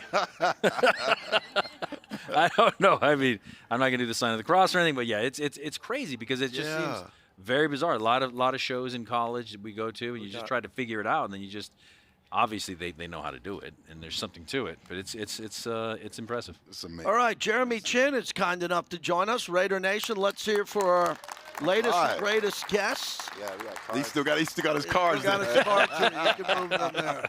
I need these. Yeah. No more. I'll take those. Jeremy, how you don't know doing, what man? you're Welcome to Raider Nation, the fans, your first media day. How's it been so far? This is cool. It's a whole production. So I'm not gonna lie, I have never seen like fans at a media day. Oh, really? Yeah, that's a new wrinkle we put in. Yeah. How has this transition been for you? Because a lot of fans, just from a fan perspective, they're really counting on you to come here and make a big difference. Yeah, no, that's great. Now the transition for me has been smooth. Okay. You know, working with everybody here, the whole staff, it's been great. My teammates have been great. I think we're meshing really well and really creating this defense that, you know, we want to identify. What about the defense that early on that you like, and how was the safety room? I think we have a really good room. We got, you know, one big guys in the safety room and guys who can do a lot of different things, including myself. So I know like the versatility has been a big talk, a big part of it, and that's real. So I'm excited to come in and just be able to, you know, affect the game in different ways. What does a Pete Carroll defense meshing with the Patrick Graham defense, meshing with what you're bringing in from your years in the NFL, what does all that look like when you kind of throw it? Is it a pot of gumbo? Is it a quilt? Yeah. Is it seamless? What is it? I guess we'll kind of see, but like that's the cool thing about it, because like you've got Coach Carroll, then you got PG, and it's just like it's nobody's defense really. It's kind of our own thing, and we're really kind of meshing it and gelling it all to hopefully make a good product that, you know, we can all be proud of.